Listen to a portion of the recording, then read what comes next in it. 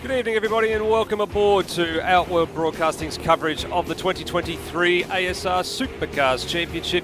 And we are in the Wild, Wild West, the only trip west in Australia every season for ASR Supercars. We've been coming here every year since 2018. It is, of course, Barbagallo Raceway, north of Perth. And the usual twin sprint format returns. It's been 2 races every single season since 2018.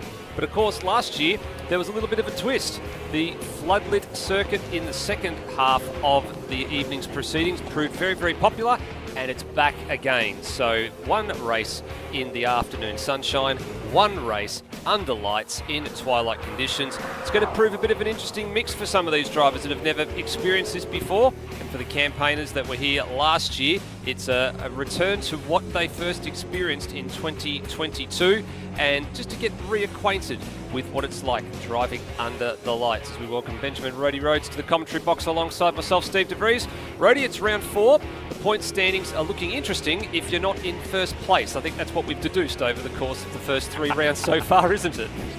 Absolutely, and to be fair, that sort of tracks where the season's going.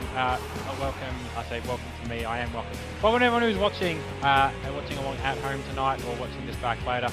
And yeah, it seems to come back to Barbagallo. It is actually the first time we're actually mirroring Dev Series in a weird way, because Dev Series also adopted the night race for the second format. Do not ask me how that went. People have asked me all the last week how my race went. I have told people I'm not willing to have any more flashbacks tonight. But the race itself was quite popular for Dev Series. It's a little bit, the driving standards, but a little bit adventurous in Raceway, put it that way. But in general, it was a very good night of racing, as is befitting and as is typical of a night at Barbagallo. And we hope to do the same thing again for Supercars. Yeah, you're right. You touched on a very interesting point there. It was the first time that Dev Series actually decided to do a round with a night race or a twilight race. So the 5 wildcards that come into tonight's proceedings to take over some cars or fill in for the guest cars, they actually have a little bit of day of running, which is excellent. So the first time they would have experienced it, and they'll hopefully be looking at that going, well, we learned something a week ago. Now we've got to put it back into practice again tonight. So it's looking like it's a 25-car grid at the moment, which is the most we've had in Supercars this season. We've got 24 regular season entries, plus the 4 guest cars that are normally there, and through a number of drivers being absent, having drivers come in and fill in for them. We've actually cracked 25 cars in the practice session that's just about to conclude. So that's a really, really good result, and good on all the drivers for continuing to turn up each and every week. And we mentioned we keep coming here every single year, roughly around about this time. It's ironic how this circuit always seems to fall into the calendar roughly at the same time each and every year, give or take a couple of weeks. And we've been coming here for 5 years, and now make it 6 when you get to 2023. And here we go, off to the western side of the continent. Barbagallo Raceway. It's north of Perth. A lot of people say that it's typically Wanneroo. It's known as Barbagallo Raceway Wanneroo for some time, now known as Carco Raceway Wanneroo. But it's in the Wanneroo area, or the council area. It's actually north of Wanneroo. It's actually just outside a little town called Neerabup, which you wouldn't even know exists on the map. There's very few houses there. And we get to this 2.4 kilometre bull ring with 7 turns. It's an interesting circuit, this, Rody. There's parts of the circuit where you've got to be patient. There's parts of the circuit where you can pull passes off, but it's like Symmons Plains in a way. It's short, and the lap goes in less than a minute. Absolutely. I think, I can't remember the order in which they're the shortest tracks on Supercars calendar, but they are the 2 shortest IRL, and the difference is, I think it's meters is the difference. Similar tracks, but some very different tracks. Symmons is very much more of point and squirt kind of a track, by virtue of the big long, it's not even a front straight, well it is, then it isn't, it's straight between turns 2 and 3, and then the back straight off of turn 3 being the hairpin, versus here where the only decent chunk, well there's 2 decent chunks of a straight, but they're about equal in length. Functionally, the back straight as it is coming down the hill is a little bit or feels a bit longer, in that you get a better run off of the out of the bowl, as long as you still got front tires, and you come down the hill, so you get to build up speed a little better. So that's really the longest straight when it comes to driving. But up until that point, up to the point of that back straight, it really is a track where you have to create speed and then carry that speed through this track, rather than something like Simmons where you make an error, you've got a straight where you just all you have to do is nail the corner exit. Here, you've got to carry the speed. You've got to bounce how much curb you touch. You touch too much and you spin, or you get fired off. You touch too little and you're just giving up, tenths of a second. And around here, with a less than a minute lap, tenths of a second actually make more of a difference comparatively than they would at something, say, like Bathurst, where a tenth of a second is nice, but it's not necessarily going to kill anything for you. A tenth of a second here, especially in qualifying, tenth of a second at Bathurst is maybe one position if you're lucky. Here, we already saw we were looking at the practice times. It's a tenth of a second could drop you 5 spots. Yeah, you're spot on. Tenths of a seconds matter around places like Barbagallo, like Simmons Plains, and even like Calder, like we saw earlier in the season, at the beginning of the season.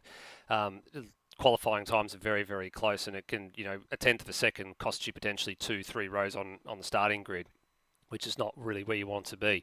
Only one man to crack the 53s, I think, in practice. I think just having a look at the timing screens, yes, and it was actually Curtis Igmanis for CRE Engineering in the number 51 machine, actually outpacing his more fancied and current points leader Will Devonish by 4 1,000ths of a hundredths of a second, actually. So not a lot in it at all, and that's only just going off the practice times. We don't know if there's any qualifying runs or that in there.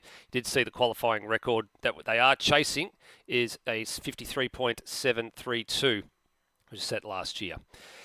Well, we have a bit of a break. A couple of things we will look at. We're going to look at the drivers' points and the team standings in just a few moments' time. But of course, there is a little special something coming up in a couple of weeks' time, because the international round comes into play for both the Dev Series and the main game Supercars. And a lot of the drivers have been getting into the spirit of embracing their inner NASCAR and their inner type of stock car racing. So we have actually got a 2-part preview in between qualifying and races 1 and 2. So between Quali 1 and Race 1, and then between Quali 2 and Race 2, we will have a 2-part process of looking at some of the liveries that drivers have contributed for the upcoming rounds. And we'll have a little poll here in the YouTube chat as well. We'll get some feedback from everybody on who they think the favourite liveries are at the moment as they stand. But more on that in just a few moments. But for now, let's have a quick look at the driver standings, thanks to CRE Electrical, as we are through 3 of the 13 rounds of the season.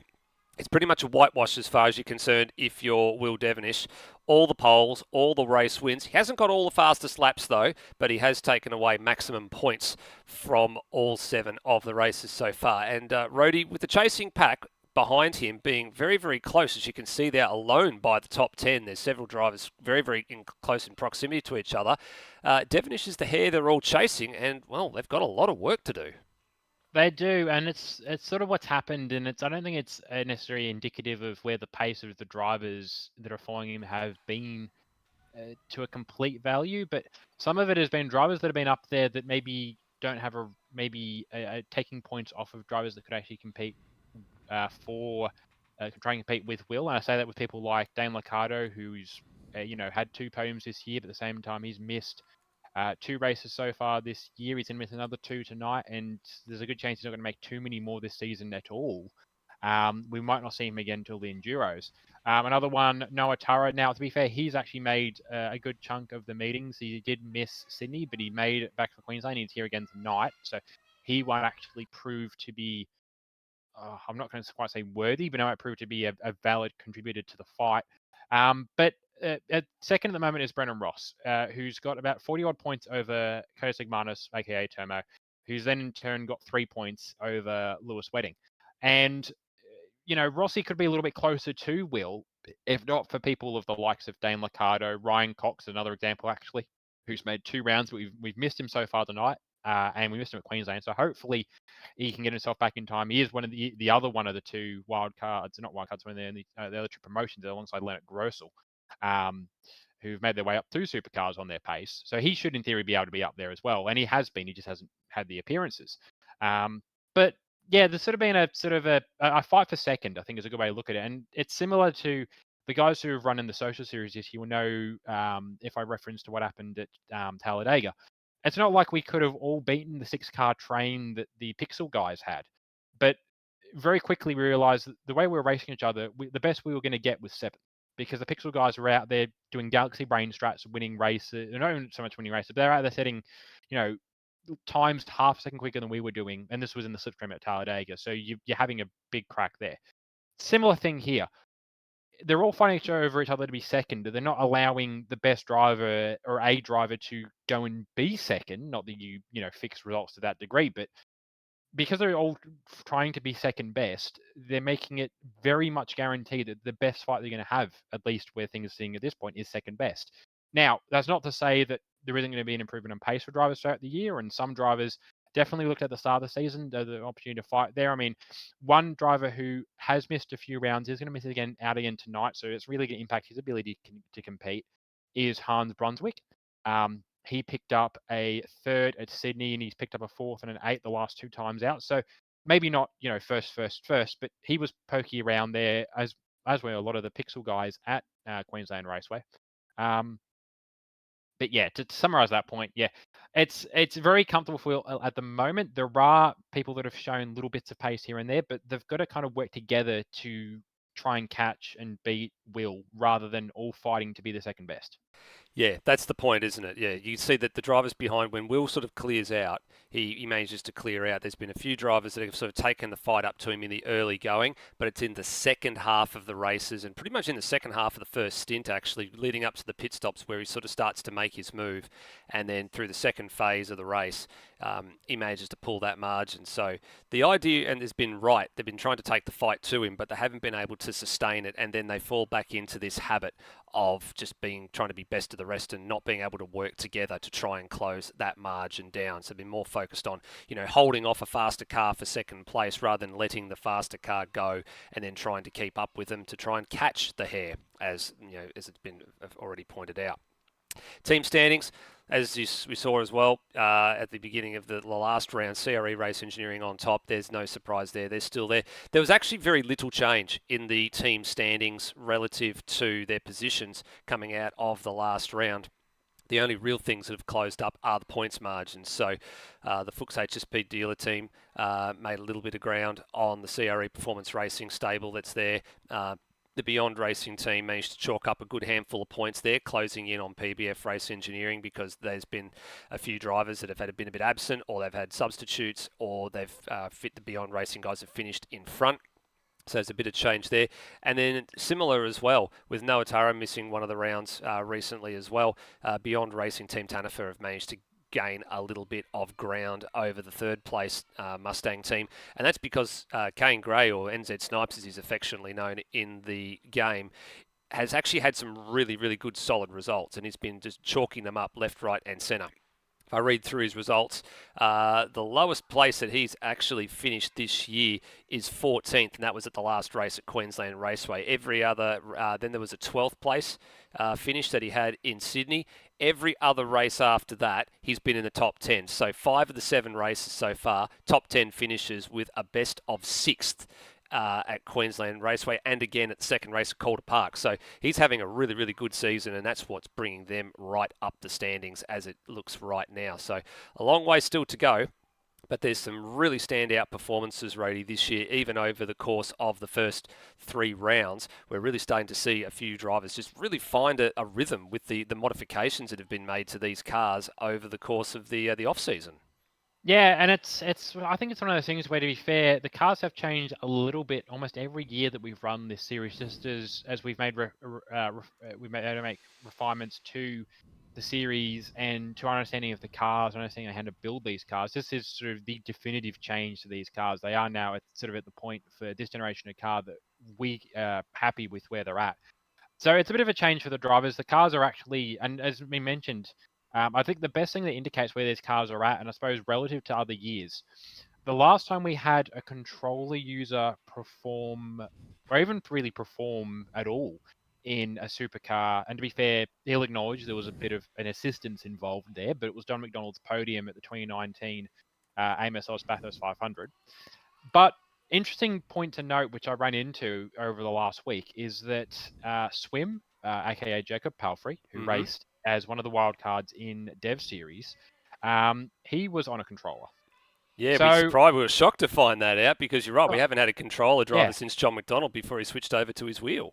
now we've had a few other controller users since then. They're not maybe had quite the crucially, they haven't had pace in a supercar, and a supercar is a very hard car to drive. And it's not like we made the car easy, but it's just the changes we've made have made the car a bit more stable, a bit more predictable. They're giving you a little bit more room to work within. And I think that's what we're finding is the drivers that traditionally work on cars that drive on a knife edge maybe aren't quite as distinctly advantaged now that we're on a car that is a little bit more predictable, a little bit more stable, and it opens the window for the guys that, have to drive a slower car that also isn't so slow because it's not so much an advantage to be driving right on the edge of grip anymore.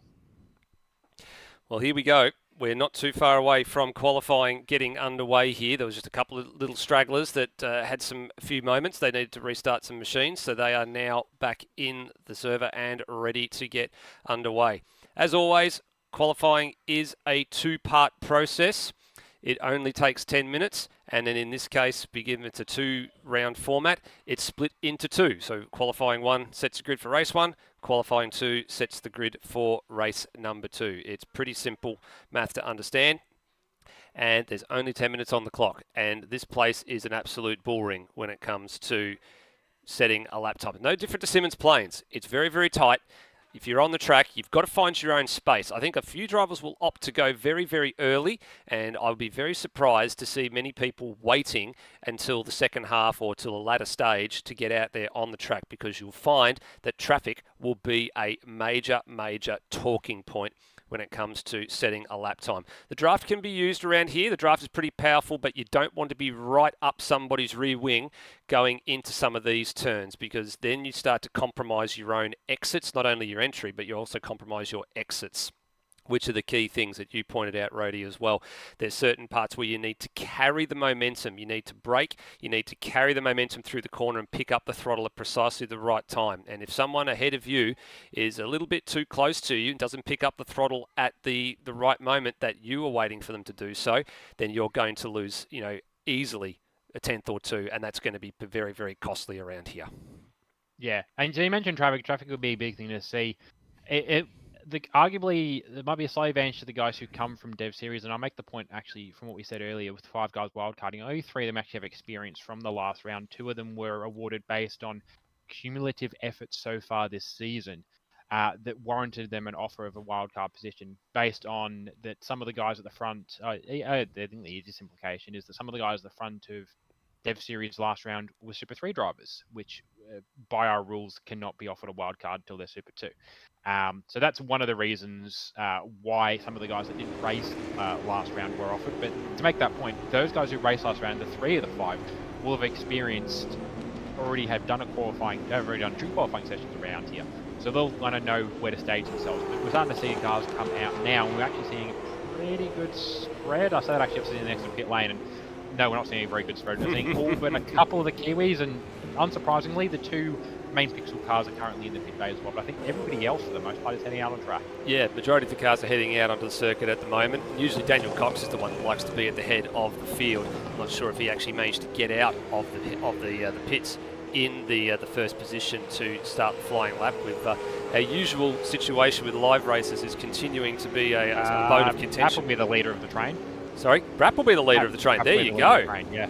There we go. So he's the first man that's going to be able to set the flying laps as we get a bit of a first look at everybody. And you're right, he is indeed the leader of the train heading into turn 1 aboard the Boost Mobile Murphy Stanaway car. Yeah, so we're interested to see how he goes here, having come off of the run at Dev Series last week, nearly picking up a race win in the second race. Came all but a corner short, which he's coming up to now, coincidentally, and it's just how short the lap is. He's already through one sector of timing. It's a 19.2, I believe, which is not a bad run, but as a Super 2 runner, he's not expected to be flying towards the top of the podium. Yeah, now coming through the second lap time, 38.6, and he'll be done with his lap in about another 20 seconds or so. Yeah, he's coming around the final corner now, and just already looking at the purple sector toms popping up, then popping up left, right and centre, changing hands as fast as we can speak. So no sooner the Brapp sets one, that someone else behind him sets a purple sector for that same sector, and then likewise it changes hands again. So he was the clubhouse leader for a split second as Foley jumps to P2. Redmond now cycles to the top. Then got Daniel Cox slots into position number 2.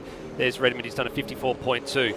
So already we're getting down to the business end. The times are starting to come thick and fast. Grossel, that's a nice lap as well. He pops himself up with a 54.7. So that's a good opening salvo from him. Immediately surpassed by Devonish, who's immediately surpassed by Igmanis into a 54.181. So, and then Lockie Lock goes with a 54.144. It's going so quickly. We can't, as I said, we cannot speak how quickly these times are changing.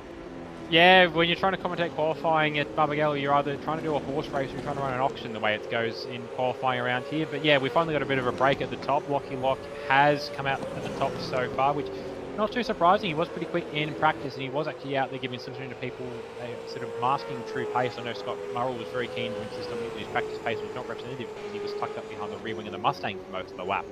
But yeah, Lock currently on top and that looks set to stay. Termo, Curtis Igmanis on a small improvement actually up behind Will Devonish, will be giving him a bit of slipstream on the run through the last corner. Not sure if enough to pull him ahead of, oh actually slipstream might be enough. Here we go, we'll find out. So Igmanis, does he improve on the time? No, we got a track violation at the final corner. Last corner, yeah.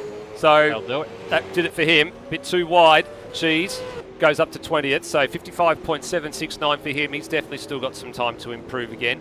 And there's a few drivers still yet to set some times. Here comes Pixel number 88 machine of Lewis Wedding around the final corner. It's amazing to see that he was 19th in the practice times and there was a second off the top, and he now goes into 20th place. That demotes Cheese down a couple of spots as Turra and Burke also outside the top 20. It's a bit of a surprise for Noah Turra, 21st out of all the drivers at the moment. So I'm not sure if he's just been caught up in some traffic or if he went for a slow lap and then made a mistake. So we're not quite too sure where he came unstuck on that previous two-up. You can see there he's well off the his own personal best in the first sector, down by a 10th as he comes down into the bowl. Yeah, just looking through the times, Tim Redmond was actually set to go to the top there, but I'm not thinking he picked up a track cut or something. Devonish down to the top. Devonish absolutely obliterates the lap record in qualifying. He has just done a 53.588, which is almost 2 whole tenths of a second under the lap record from last year. Absolutely mind-boggling how quickly he's just pulled one out of nowhere. I mean, we're not in a situation where we need to look at tech inspections for cars post we're getting that races, way. But I'm seeing a bit of a Texaco fuel situation happening here almost, but that's very, very quick from Will Devonish. And to be fair, he's had the time to put the practice in. He's had, you know, the entire team of CRE helping him out. He's had, you know, Termo there, pretty reliably is obviously his teammate. He had Cam, he's had Coxie, crucially Lockie Lock as well. Noah Turra, both very quick signings for the team at a younger end of the pace bracket. But that's very quick from Will, and that's going to take some doing to pass. I think honestly at this point we're probably looking for second fastest already. Well, I think we're looking for second fastest because Lockie Lock's actually just jumped up into P2 and 54.144. So he's actually just sort of matched the same time that he did when he went around. So let's see what he's like at Sector 2 split. Has he got any improvement here? Not on this particular occasion. So at the moment, he's best of the rest of P2 ahead of Igmanis and in Redmond. So outside of Will Devonish, you take that out of the equation, it's a half a second gap back to Lock, and then the next 3 cars are separated, or the next 4 cars rather, are separated by a 10th of a second. So that's Lock, Igmanis, Redmond, and Grossel, who's flying the flag for the Holden Brigade at the moment.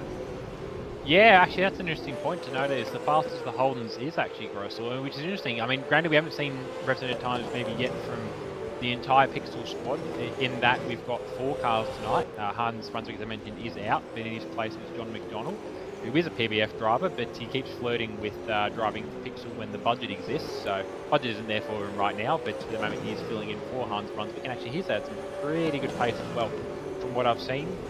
Someone else who's got some pretty good pace at the moment is Cam Rutledge. He's had 6th place. This is probably as high as we've seen him up the qualifying order for some time, so he'd be sharing a row of the grid with Grossel at the moment if things go the way they are. His time at the moment at 54.237, which is extremely respectable. Yeah, for sort of the pace that Cam has carried recently, he has sort of, I wouldn't say he's fallen off so much as the guys around him have just gotten quicker. There's been quicker and quicker guys that have come into the series that have sort of slotted in above him and pushed him down the ranks. But we're seeing 6th at the moment is pretty good. There's a couple of guys, as I said, who I don't feel set representative times yet. Zach Brown has just made a decent improvement. I think he'll go a little quicker for one. I mentioned the Pixel guys, and I was going to finish that point. But yeah, I reckon they'll slot up a little bit higher as well. highest pixel driver at the moment is Ross in Ross. 12th. But Yeah. I feel like they're doing their typical thing and waiting until the end of the session to really crack out their good time. Yeah, I think they are waiting for a little bit here to see how they go. There's a couple of substitutes, both in at CRE Performance Racing this week. So you've got Scott Murrell, who's currently 14th in the Dane Liccardo Cup, and then you've got Steve Warwick, who's actually the quickest of the wildcard drivers at the moment in the Steve Burko Builders Crane Hire machine. He's 9th, and then Kai Jones, another one of the substitutes, who's on debut as a wildcard in the Supercars main game here in ASR. He's currently 10th aboard the Monster Energy Mustang. Yeah, and I will say I'm quite happy to see that Steve Warwick has actually made it up to a wildcard position this year. He did move back to focusing just on Super 2, which makes sense with the pace he's been carrying this year. He's actually very much in the position where he can have a fight for a title this year.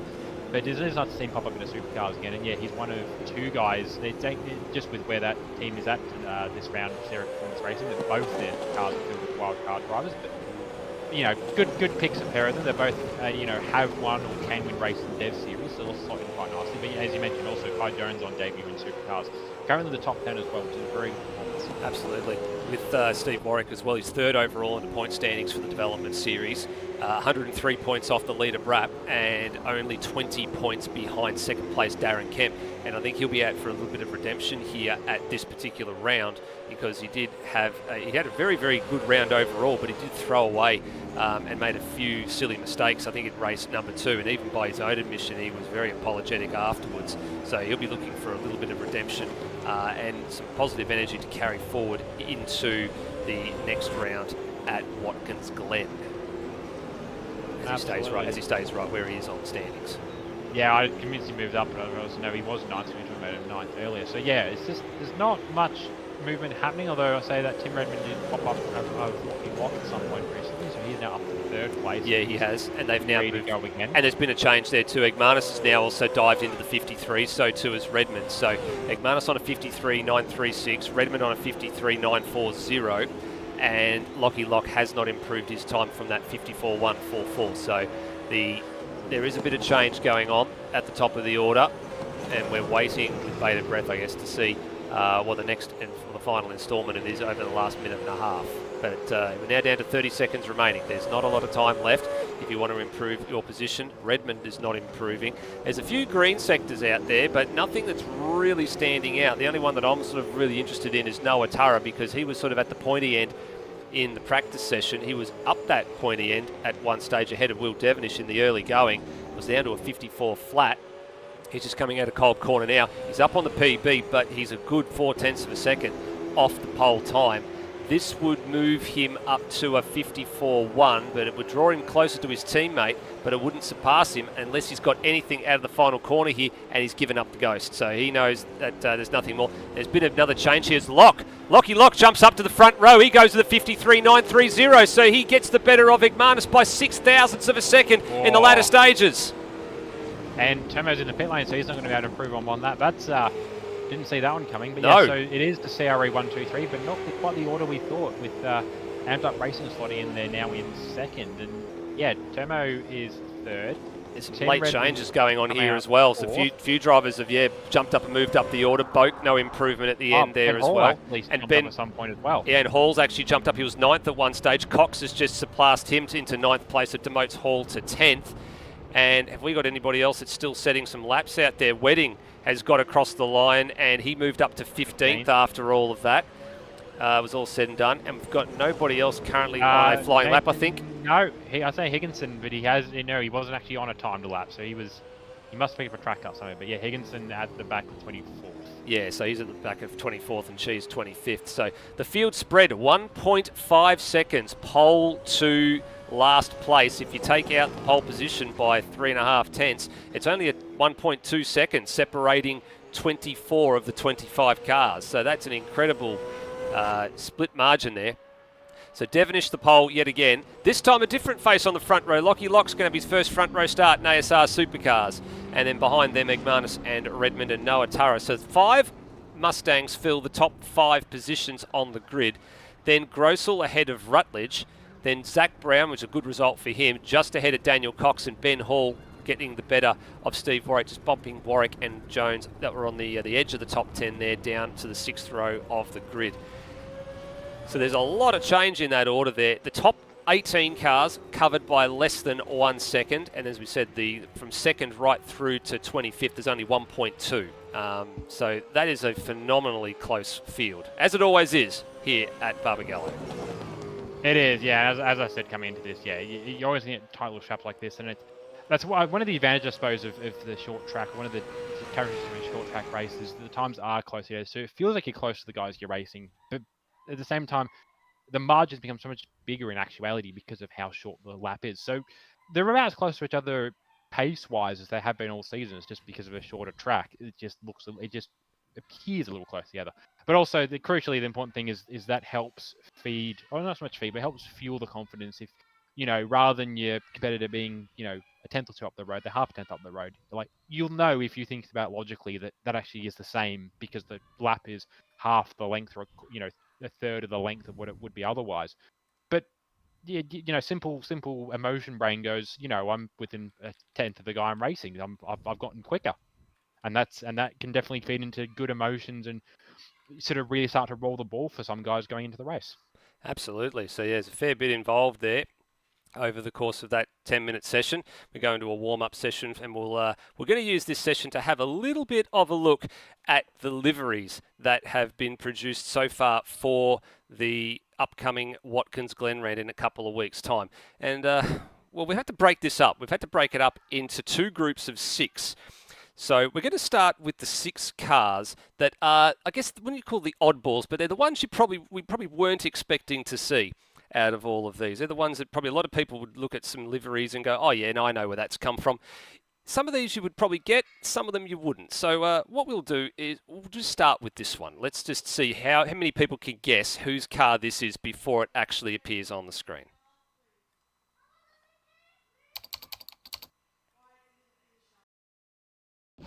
I'm Mayor Jerry. From Papyrus, this is NASCAR Racing.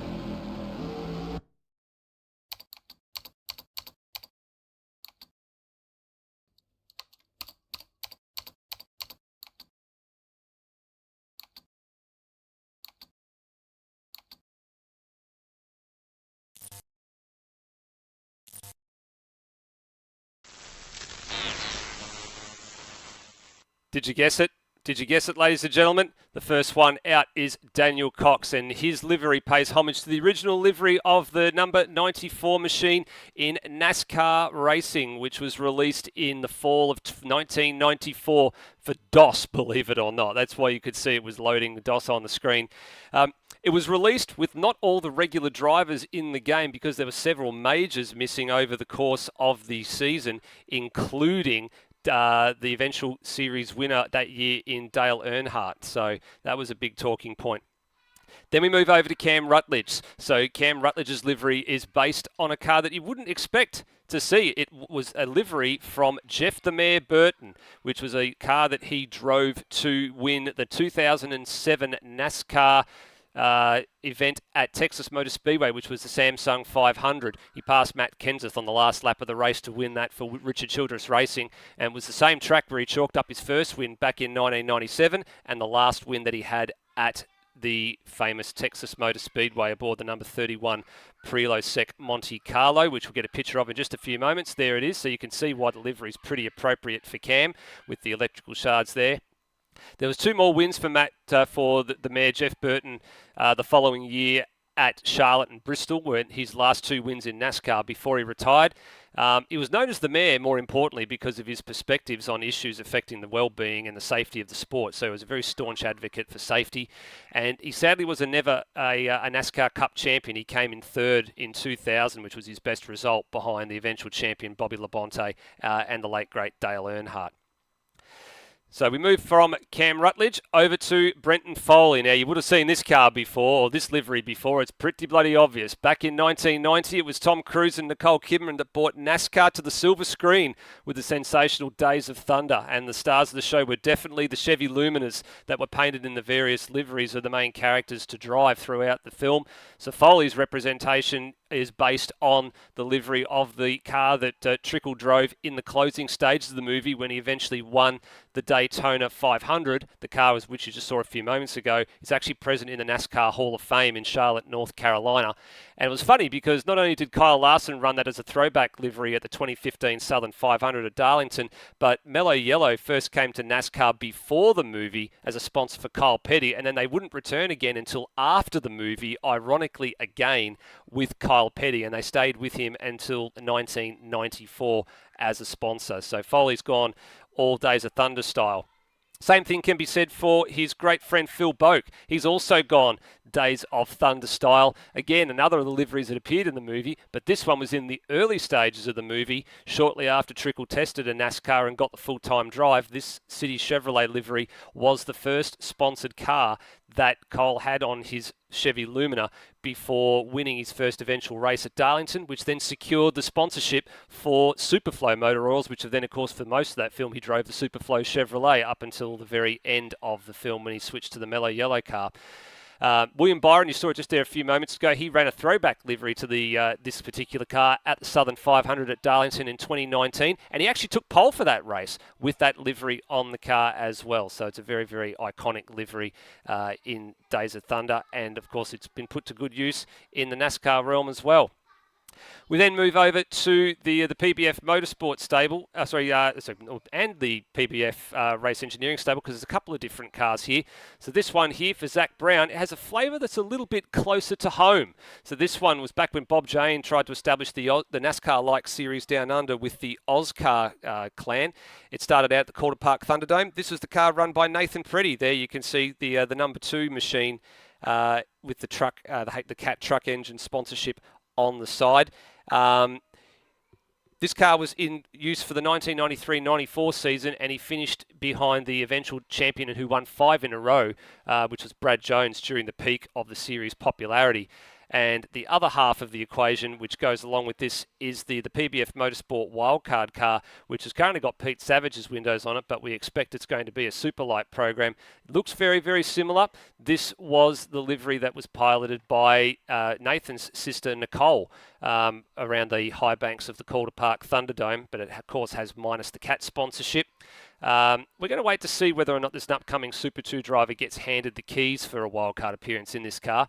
But the highlight for Nicole Preddy from the Oscar days was she won Rookie of the Year in the year that she ran, and the reward for that was a trip to Penang, Malaysia, believe it or not. So that's how the first 6 drivers have shaped up over the course of their livery designs for the upcoming round in a couple of weeks' time, Rody. So not a bad start to proceedings. Be keen to see in the feedback in the forum here on YouTube, who's one out of that group of 6 do you like so far? Because there's 6 more still to come, but I want to see who thinks is the best livery so far out of that group of 6. Where's your vote going, Rody?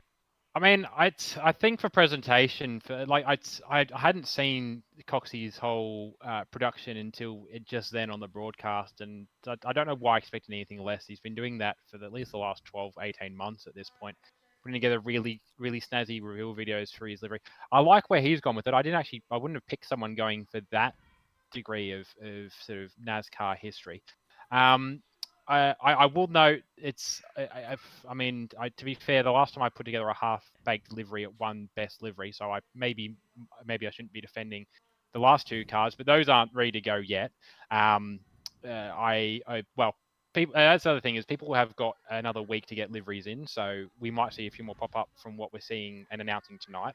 But yeah, the 12 and the 2 aren't finished yet. I'll line up to that. I'm painting both of them. I say at the moment, but I'm broadcasting right now. But when I'm not broadcasting, I'm painting them. But yeah, I think from what I've seen so far, I appreciate the work that Foley's gone into with him and Boki's cars, and I like them. But I'm not saying they're overused. It's nice to see. I think in the way it plays into it, and maybe I haven't had probably a fair look at Coxey's car outside of what we saw in the reveal. I think at this point I like Cam's car the best, just because it's a livery that I haven't seen before, and it plays off really nicely. It makes sense with vertical sponsorship to have all the lightning play around it, and we've seen that I think a few times with people having lightning bolts whenever on their cars when it relates to their sponsors. We haven't seen a lot of it in ASR over the sort of 5 or 6 years. So it's nice to see something like that come up, and it will stand out on track. Although to be fair, everything's going to stand out on track because everyone's going to have just a complete rainbow of cars. I think even if Pixel do something, it might be the only time you see Pixel not look the same this year. Yeah, I agree with you. I think Cam Rutledge for me is it definitely suits with his business. I think the CRE electrical with the the electricity sort of going down the car is definitely a really nice touch. And I think from Daniel Cox, the bit that I draw the parallel to that is he's gone to a livery from a NASCAR game, which is a PC game, and here we are playing PC games with sim racing. So I like the touch. I can draw the parallel. So, but yeah, for me, I agree with you. Cam Rutledge for me out of the first group of cars. As we're actually getting set for the first to 34 laps here, the session has ticked over from warm-up, so we've actually filled in the time really, really well following qualifying with that first group of 6. And we're just waiting for the grid to form up here. There's a few little stragglers that are just starting to get onto the grid. Here we go. And all 25 cars are getting ready to go. Just 2 more in the pits. You've got Phil Boak and Lewis Wedding, the only 2 cars waiting to join the grid. There goes Boak and waiting on Lewis Wedding. And we will be underway here for the formation lap and the start of race number 8 for championship season. So let's have a look at the grid, Roadie. Yes, so starting from pole position as they get rolling now will be Will Devonish. Really for him, he's going to make sure he can continue those really good race starts he's had so far this year. I know it's been an issue for him in the past. Starting alongside him is Lockie Lock. They have done racing by CRE. They've had a strong performance between those 2 cars. He's his teammate a little bit further back, but good, strong performance from Lockie Lock in qualifying. Third is Curtis Ekmanis, aka Tomo, and the second is CRE Engineering Mustangs with Tim Redmond, the first of the Kiwis, in fourth Beyond Racing. Fifth is Noah Tara, the second of the Amped Up Racing CRE Mustangs, with Leonard Grossel, the lead Holden product on the grid.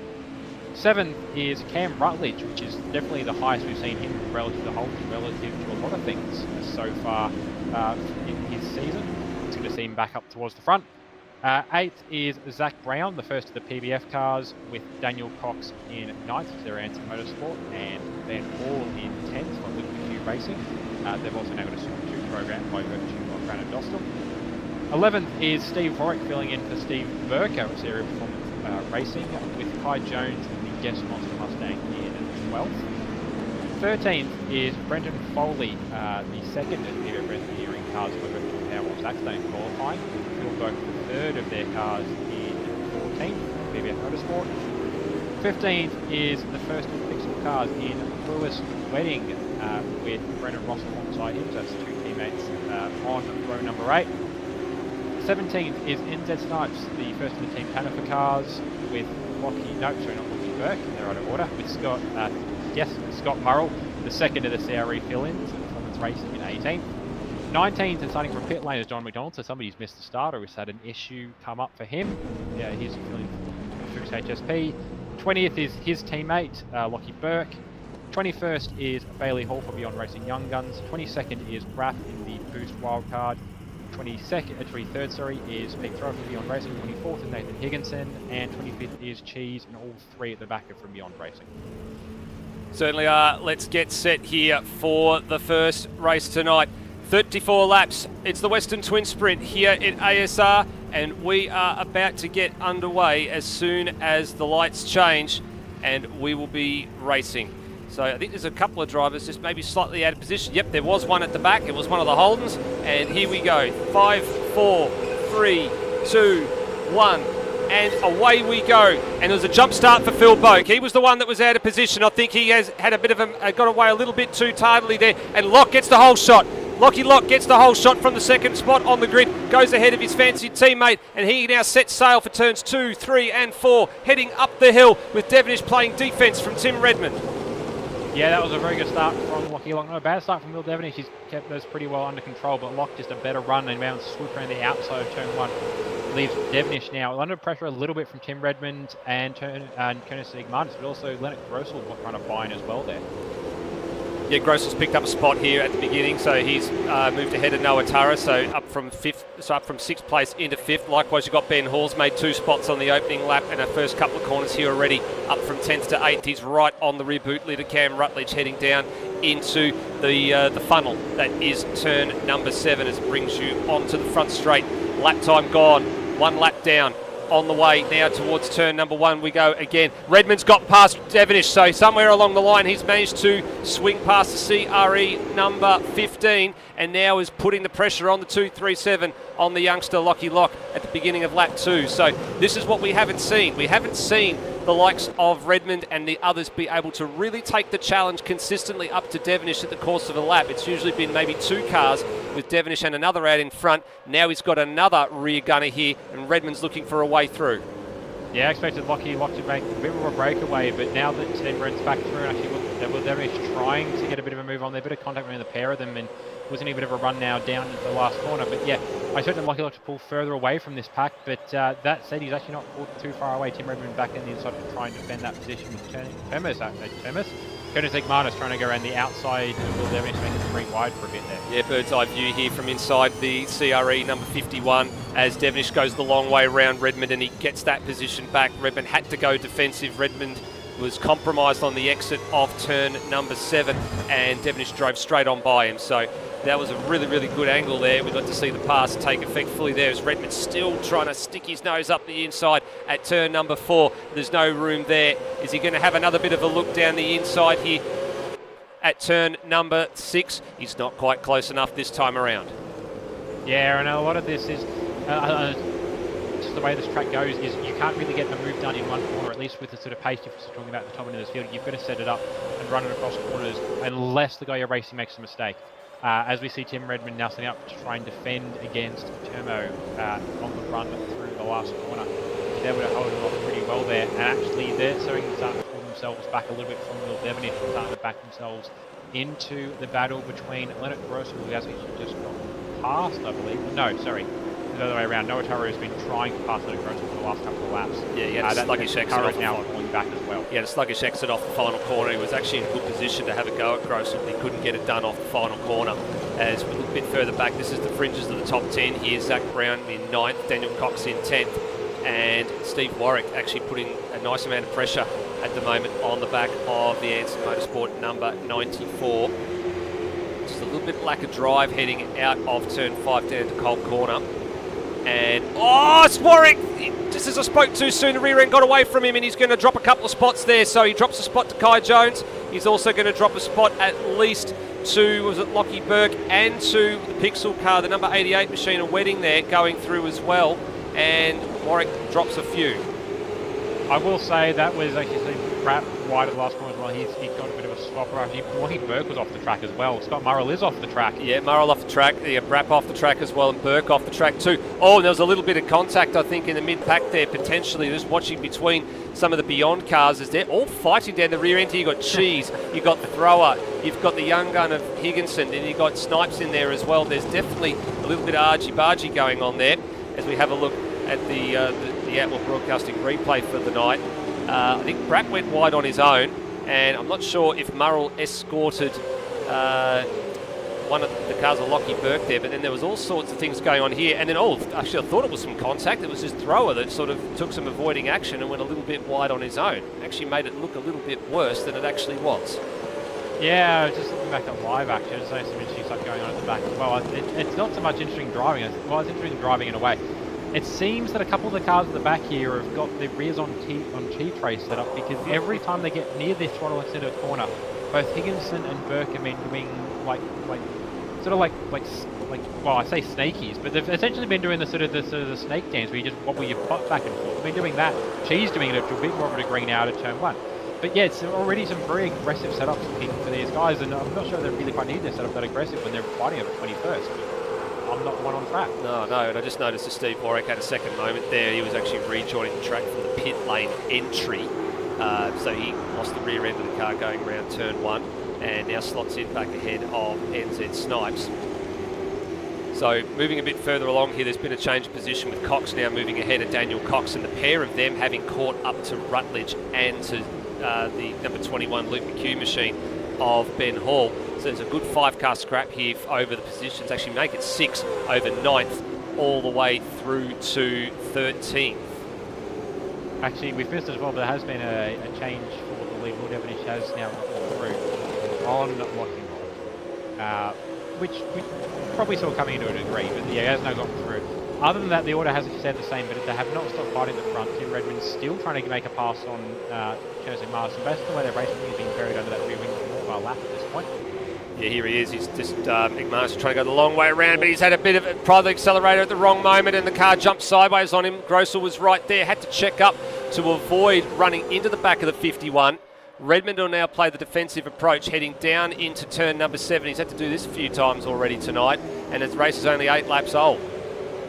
Yeah, it's one of those things where we've got 43 laps of racing, 34 laps of racing, but it doesn't feel like it when you're in the car, and it doesn't feel like it from the commentary box either. It's just lap by lap, just keeps throwing it at you. But no, it's very frenetic race to start this race. You don't have to remember, it is a 34 lap race. They are going to be on these tyres for a while. That's another thing to think about actually, is they're going to be on these tyres for a while, and this track does not like your tyres that much, so they're going to need to worry about tyre life, and I think the way some of these guys are going, rear tyres might actually be a bigger issue.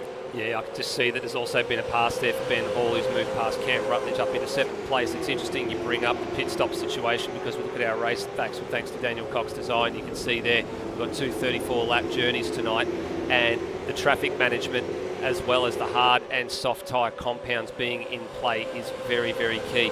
We saw with the development series race, they did 32 laps, that they ended up splitting the race down the middle. A few of them went right at the middle of lap 16.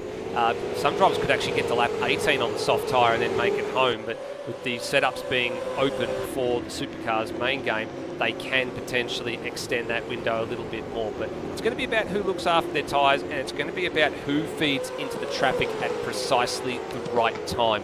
That is what's going to make or break your race. Just speaking of race breaks, I know as well, to switch back to the front, Rocky Rock is now comfortably behind Noah Torres, so he's had a moment some in the last lap or two, but that's promoted Gross up to 4th, and Turbo sending it now back in the inside of Tim Redmond, actually in such a way that he's opened the door for Leonard Gross to go through. Oh, Gross has got it. Noah Torres. Yep, they've all gone through there. And just looking at Lockie Lock's sector times, he had a really rough sector 1. He actually was comfortably 2 seconds off the front running pace. So he's made a mistake, probably I'd say down at turn 1, maybe run a little bit deep and had to rejoin the circuit. So yeah, as a result of a bad run off of one corner, Tim Redmond has gone from second to 6th in the space of one straight. He has indeed. There's been a few more changes there with Kai Jones falling off the road. That gives a position to Brendan Ross, who's just in the back of shot there. Rutledge is still trying to look for another way past the 21 machine of Ben Hall. So what else has happened here? So you've got Zach Brown, who's still inside the top 10. Brenton Foley on the back of this train. He's looking for a top 10 finish. He's in 11th, and then Ross behind him in 12th, who's just coughed that position up to Kai Jones, and he's actually looking pretty vulnerable here to Bailey Hall aboard the 36 machine, heading down to Cold Corner. And Hall thinks about the move. Jones runs a little bit deep, and he tries to cut it back late. And Hall's going to look for that gap on the inside. Try and get a good drive out here. This is the important bit. If you can get a good drive out of Cold Corner, that's the move you need to make getting down into turn 7. You need to be a couple of k's an hour faster here to pull alongside and really command the braking zone heading into 7. He's not quite there on this occasion, but his line through the last corner, the second last corner, looked really, really good. Yeah, no, you're right. That's really the easiest overtaking spot on this track, is to get a good run out of the bowl.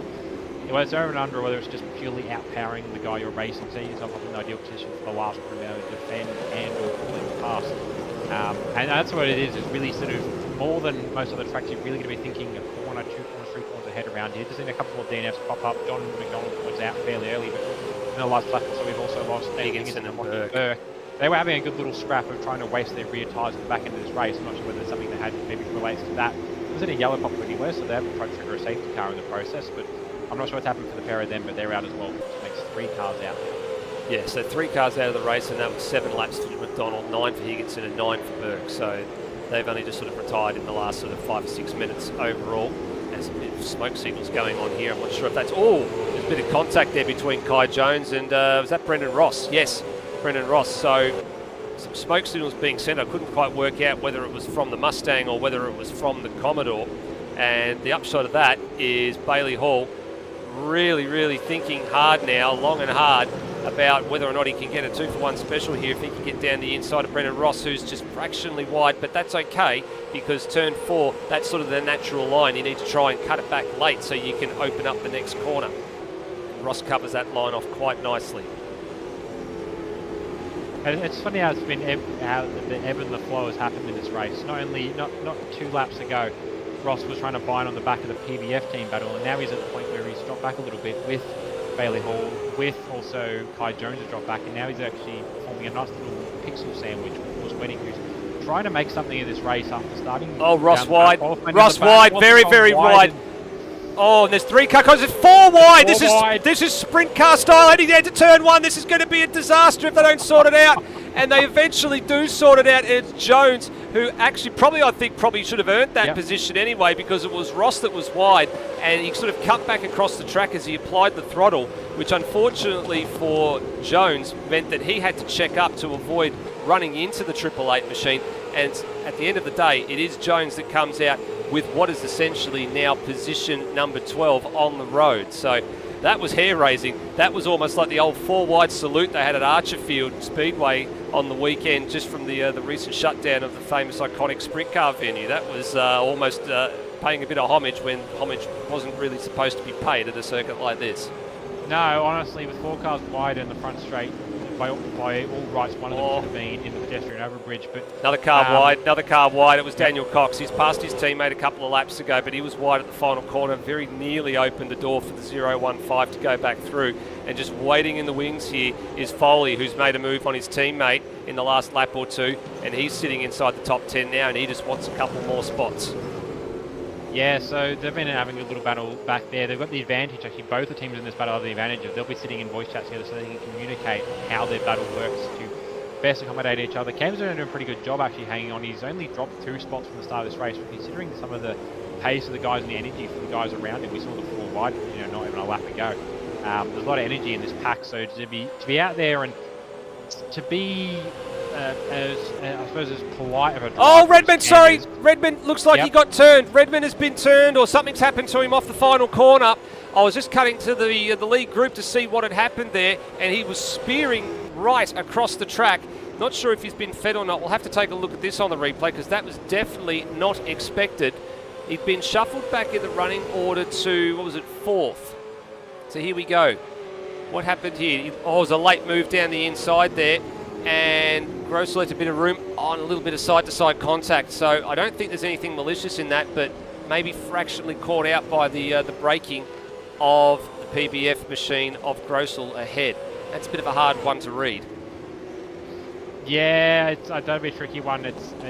That one, if it goes to review, that'll definitely review after. I went back and I looked at that, and I can't fairly attribute action one way or another on that one. I think obviously that's just a little unfortunate. Perhaps Leonard Grossel didn't quite expect the move that Tim Redmond was going to make when Tim Redmond went to make it. And it's not really a 2-line final corner. You can get through there 2 wide, but you really have to both know what's happening before it happens. You can't really sort of pop up there with the way that corner line runs. So, but that's unfortunate for Tim. He has dropped back to now 6. He got back through on Ben Hall, and he's going to be able to catch these guys fairly well.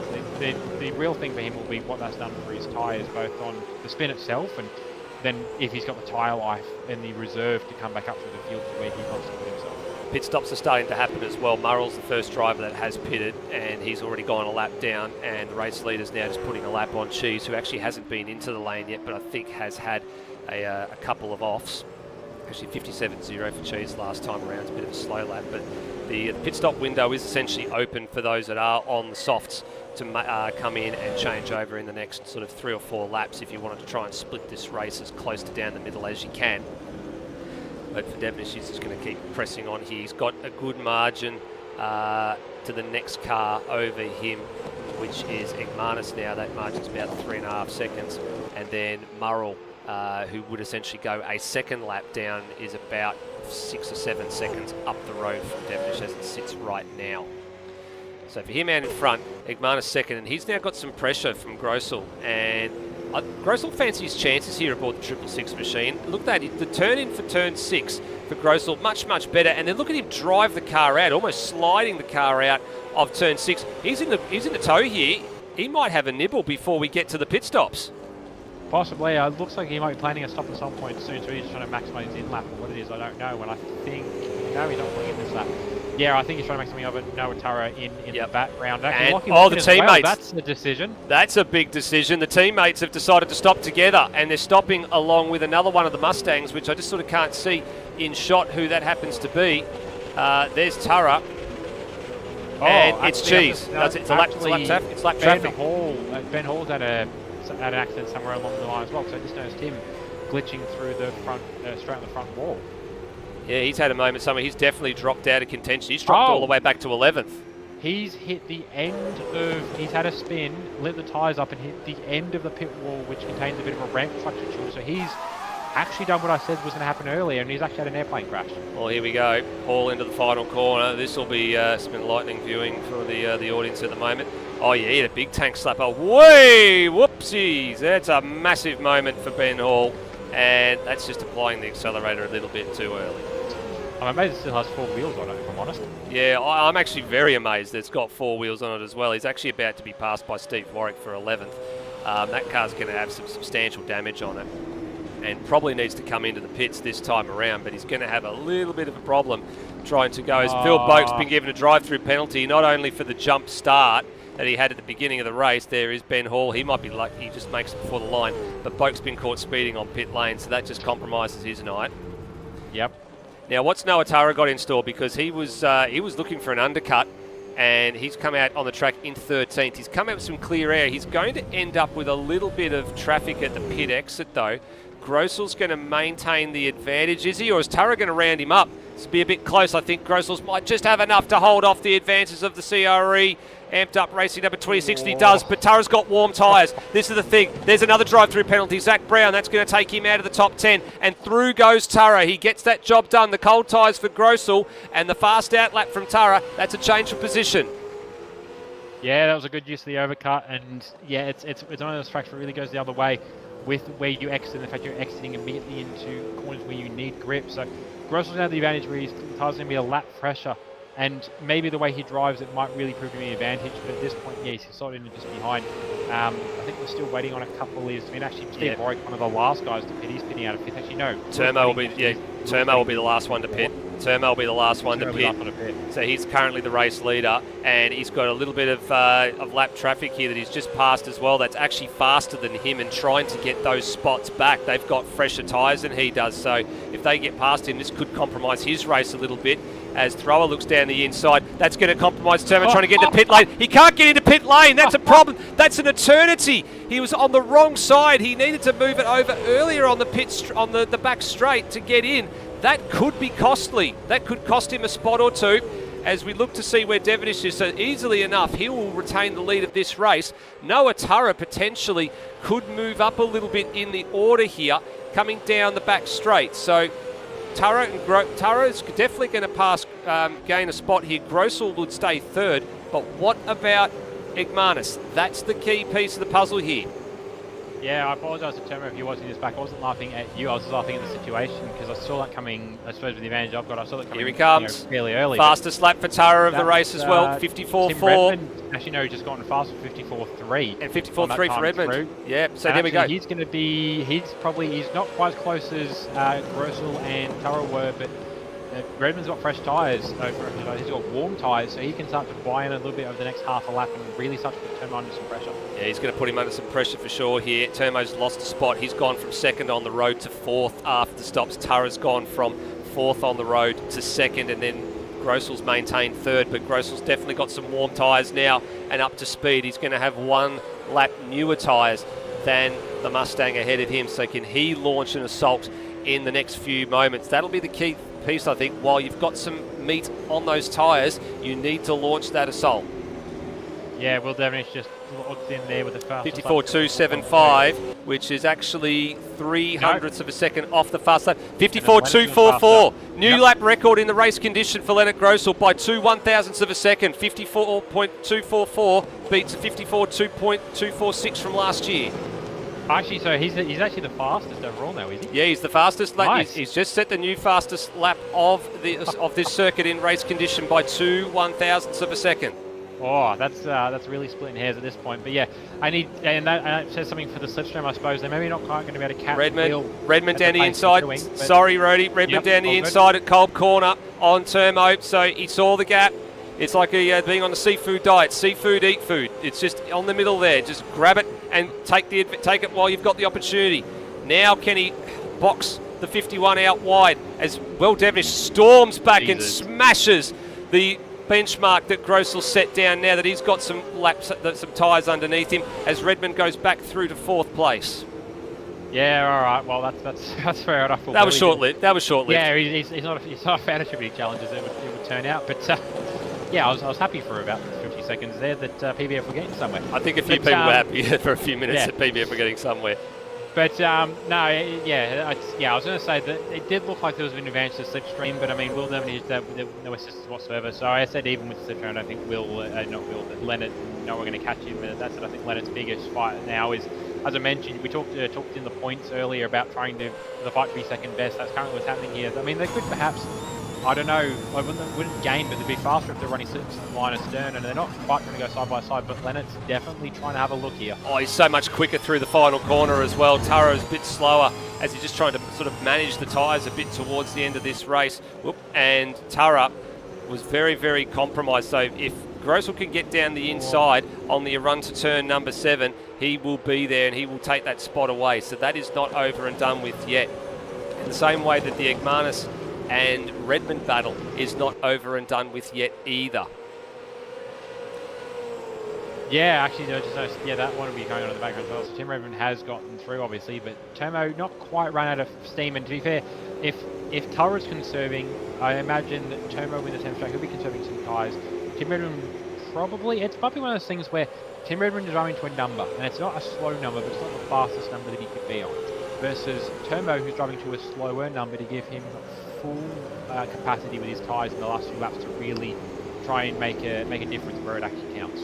Yeah, that'll be the key telling point, isn't it? With Turmo with the fresher rubber, is he going to just sort of stay in the wheel tracks of Redmond and try and send something up the inside of the corner in the closing laps?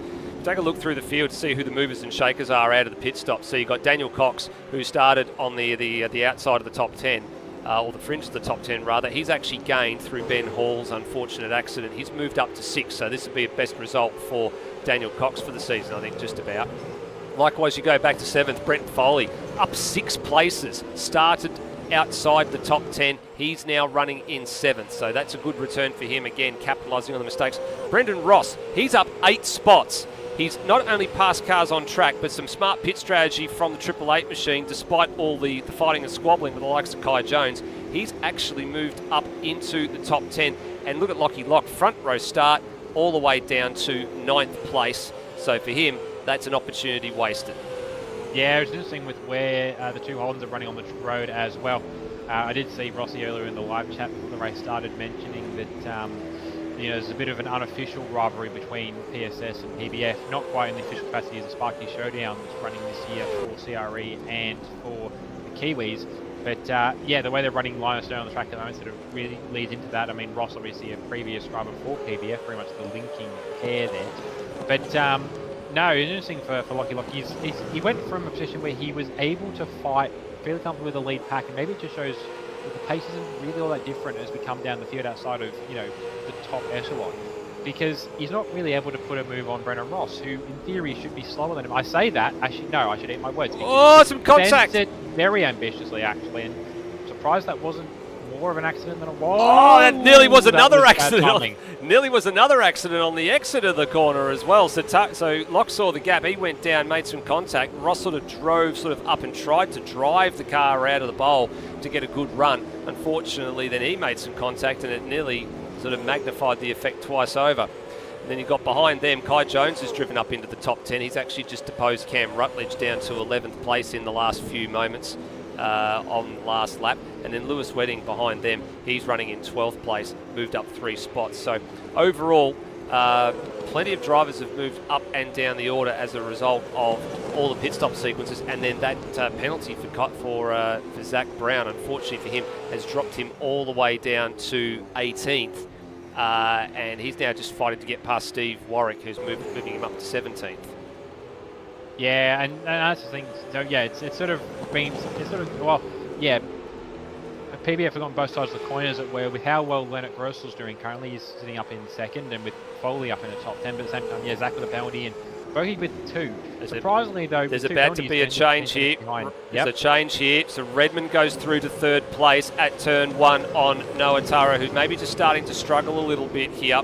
And this is good for Redmond because there's some breathing space between himself and the charging Curtis Igmanis. But for Noah Tara, he's now got to think long and hard about whether he makes a pass or whether he tries to defend. There goes the long way round for Igmanis. That's ambitious. Round Cold Corner. That's what he did last time when the car stepped out, but he's now looking for the crisscross to go back down the inside.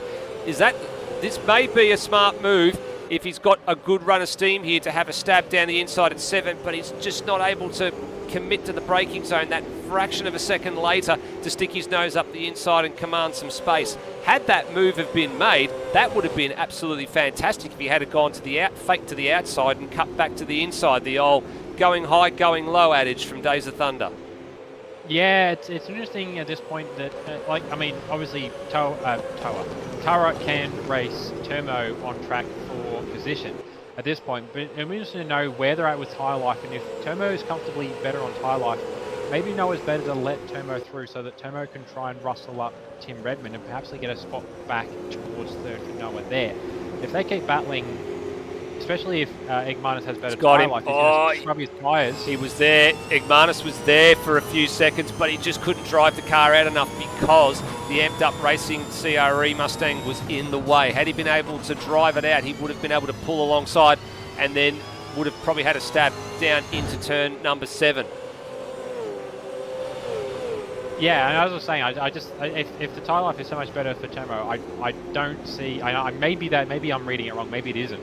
Maybe that's why they're racing. But I feel like if he's got the pace to race for Tim Redmond, maybe the decision could be for now that happens, and maybe, I don't know, you're doing a range with the team that, you switch back if you can't. Do an F1 thing, you arrange with the team that you switch back if the position can't be made. But yeah, it's putting in a position now because Tim Redmond's starting to buy away from this a little bit. Actually, he's starting to buy it on Leonard Grossel as well. Yeah, he certainly is. And believe it or not, last time around, Redmond was actually faster than Will Devonish by a tenth of a second. So at the moment, Redmond's definitely got pace to burn in the latter stages as the laps wind down. With 4 to go this time around, and there's definitely still a late podium change on here. As you can see in the back shot there, Tara still defending from Igmanis, and Redmond very much on the offensive. And Grossel now realises now there's the time to play some defence. But is that compromise his line? No, he holds it nice and tight at turn number 1. So defensive line, braked early. Redmond no opportunity round the outside, no opportunity with the 666 machine staying very firmly planted to the road. No hint of understeer at turn 1. Yeah, the concern will be now that if Leonard has to start defending quite hard, which he's going to have to with the sort of pace that Tim Redmond's carrying, that he's going to have to start. They're going to start bringing the 2 CRE cars back into this. Also, it's going to play interesting potential with that is that Boki's not that much slower than them on track. He's been lapped by them, but he's probably got some of the freshest tyres of the bunch. So he can sort of buy into this a little bit as well. Tim Redmond now down the inside of Leonard Grossel. He backs it in. Cranked it sideways. Cranks it sideways, backs it in. He has to cough the spot up though. Grossel will have the defensive line down into turn number 1 yet again, but Redmond's much further alongside this time. He's going to sweep right around the outside, pinches Grossel down to the corner, but he's got to leave him a bit of space. The next turn goes left, the one after that goes right, and the one after that goes left, and Grossel concedes. Grossel concedes a position. I think part of that, I don't know whether Pleasant Grossel's said he's started a couple rounds later than everyone else. Maybe it's not quite his fight, but I think also he would have got a much better run off that last corner if he knew what was happening before it happened with Tim Redmond, because he didn't know where Tim was going, so he couldn't confidently accelerate out of the corner without the risk of causing an accident. So that's really what hampered his ability to over-under on Tim Redmond. He's still going to run with him, but I think at this point Tim's pace, he's just at this end of the race is quite strong. He's coming up to Scott Murrell now, but they're coming to the last lap of this race at this point, and Will's pretty comfortably out front. I just noticed as well that both Pixel cars had made it into the top 10 until this moment here. Brendan Ross locks the front brake at turn 1, goes straight on. That put Wedding through into 9th, and it put Cam Rutledge back inside the top 10. So Ross was running in 9th up until that moment, and it was Pixel 9th and 10th overall. So if for him, that means that the hard work is all undone. And Rutledge is actually not done yet. I think he might fancy a little bit of a look at Lewis Wedding in the closing laps if he can wrestle that spot back. Yeah, there's really some little fights going on for those guys as things tick down. But yeah, we are now... no, we're coming to the last lap. Sorry, my math, as per usual, not quite on the money. Yep, the white flag is in the air this time around for Will Devonish, or the last lap board in our case. The white flag's an American reference, but most of the time they put the last lap board out in Australia, and drivers have actually got to spot it, so it's usually held at start-finish line, as the race leader has gone through. Comfortable margin at the moment, 12 seconds.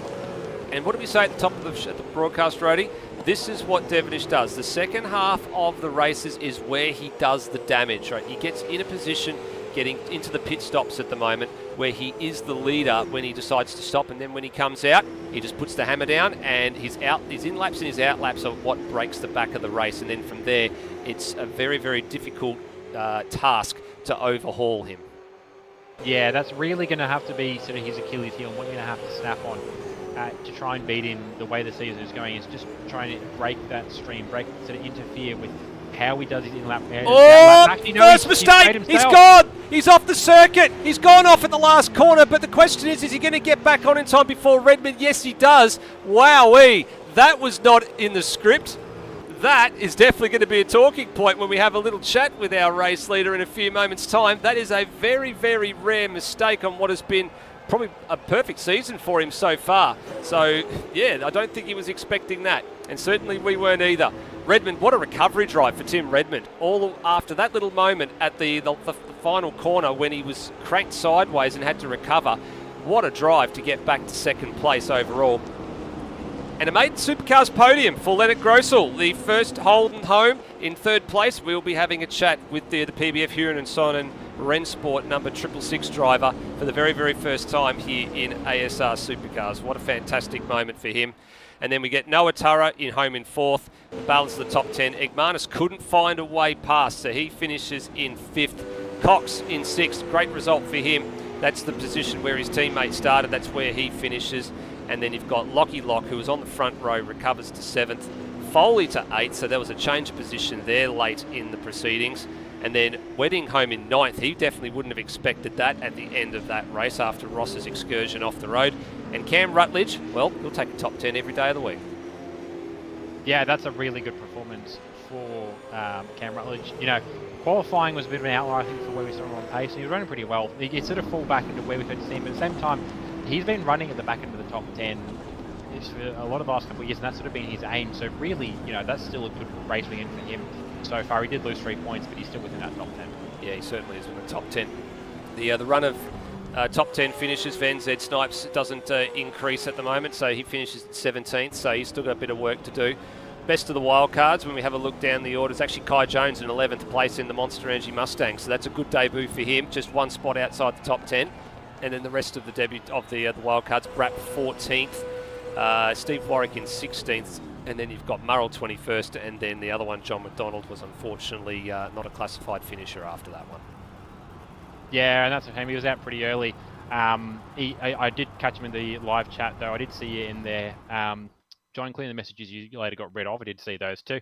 But a good call that he was, I mentioned Show of the Night, which I think was in reference to the 4 wide with the Pixel cars bracketing the 4 cars. And yeah, I'm still surprised that didn't cause a plane crash, because we've seen less cars cause bigger accidents before. Yes, we certainly have seen that. That was probably, yeah, so there was the 2 moments of the night, I think, there so far, was the 4 wide moment down the front straight, and that really unusual moment for Ben Hall, which I think will be talked about for some time. And I think there's a few people are going to be lamenting their performances after that one. Brendan Ross in the live chat's doing the same thing. He sort of felt that he was on for a good drive, and then his lock break is probably what's brought him undone there. We're just waiting to grab, I think it was Leonard Grossel, just to come up and say hello to us, and we'll be right to have some podium interviews. But let's go to the podium sitters, Rody. I think, are we going to start top down tonight? Yeah, I think we'll do a top down. So, Will Devonish.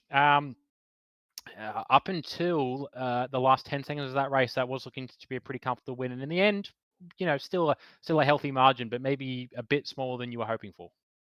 Yeah, it was a bit weird on that last lap. A PBF car appear in front of me from a lag spike, and that sort of disoriented me into the last turn. And yeah, would have liked to not get the scratch on the car, but can't really complain. Getting the win. Really, really nice, scrappy battling at the start of the race, and that was really enjoyable. So happy for the outcome and for the team. All the teams in CRE, they smashed out of the ballpark tonight. Yeah, well, we'll talk about the team then. First of all, how was it? Was it a surprise to have Lockie Lock be the next quickest of the CRE drivers, considering how strong Termo's been running this year as your teammate? I'm not surprised. Lockie's very fast in his own right, but he was quite surprised he was able to pip Curtis tonight, and yeah, Termo was letting him have it after qualifying.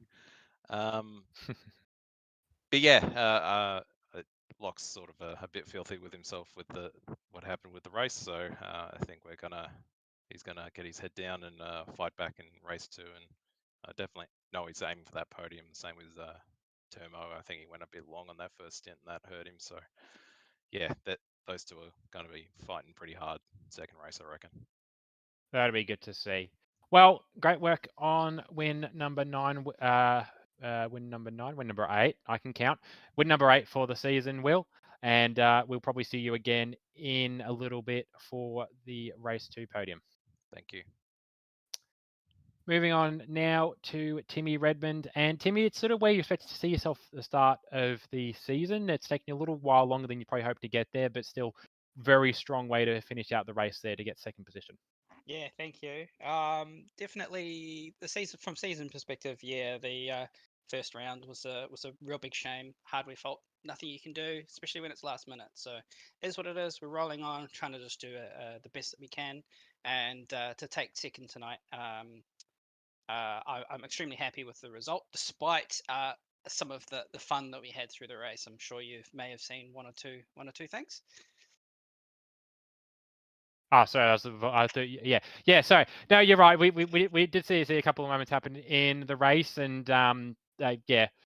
Some of that is just the product of some good racing. Some of it, I don't know, might come down to some further look-ins, but no, still a good run, and definitely that last stint, you were just monstrous on pace. You didn't maybe quite have the pace that Will had, and I know, well, I mean, for you guys had the pace, and then Will decided, yeah, he can't really tolerate people being quicker than him on a racetrack, but no, still some very strong pace at the end of that race, and you'll just be able to process through drivers very comfortably. Yeah, it was definitely a fight back. I think for the second half, I was put at a disadvantage. You would have seen, and I think it was nothing untoward through any of that. One, I gave back a position, and two, we just got the bad end of the stick. So look, speaking for what it is, I'm not too worried about it. Like I said, still great result, and I think nice comprehensive pit strategy certainly helped me there as well. Absolutely. Well, yeah, as you mentioned, maybe not the ideal race, but definitely a good result at the end of it, and we'll hopefully see you back up the point end again for race 2, Timmy. Yep, fingers crossed. Cheers, mate. Alrighty, and moving over to the man with his first ASR Supercars podium, and this is from someone who signed up for Super 2 at the start of the season, so I definitely got his pace a little bit wrong, but Leonard Grossel, welcome to the podium. Hello. So, how'd that race go for you?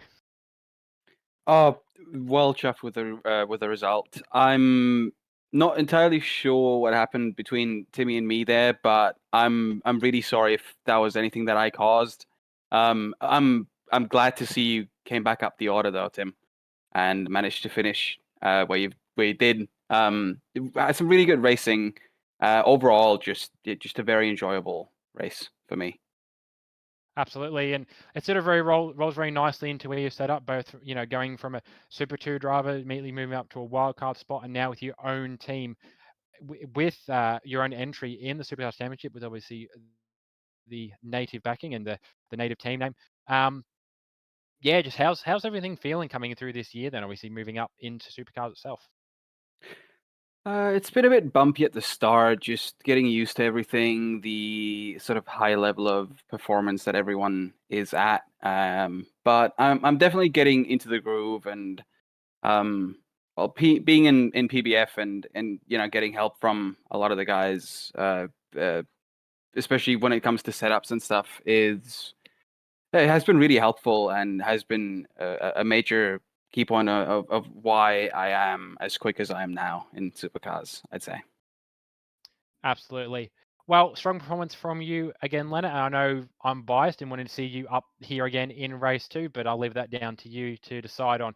But great work in race 1, Leonard, and now you've ticked off your first ASR Supercars podium. Cheers, yeah. Alrighty, that's been our podium sitters from race number 1. Thanks, Brady. It's always good to see a new face on the podium. It's been a little while between drinks since we've seen, we always get the likes of, Tim and Will, and then we've had Termo on a few occasions. We've had Rossi and a bunch of others, but it's always good to see some new faces coming through and picking up their first major bits of silverware here in ASR. And in terms of the championship, that brings him up the order a little bit as well. We'll have a bit of a look at the points sort of situation toward the end of the night. What we will do, though, is we will take a very, very short break, and we'll be back here with qualifying 2 right after these messages. Don't go anywhere. 2023 ASR Supercars Championship is proudly supported in Australia by Cam Rutledge Electrical, licensed electrical contractor in Nowra, New South Wales, and in New Zealand by Beyond Electrical, specialists for domestic, commercial and industrial installation and maintenance throughout Auckland and the surrounding area. The ASR team would also like to thank PRD Automotive and Daniel Cox Designs for their contributions to the community, both financially and time-wise. Finally, without naming names, the ASR team would like to thank several individuals stepping up in 2023 to help drive the community forward with several initiatives such as social media, web content and other projects. We couldn't do it without you, and thank you for willingly providing your time and creativity this year.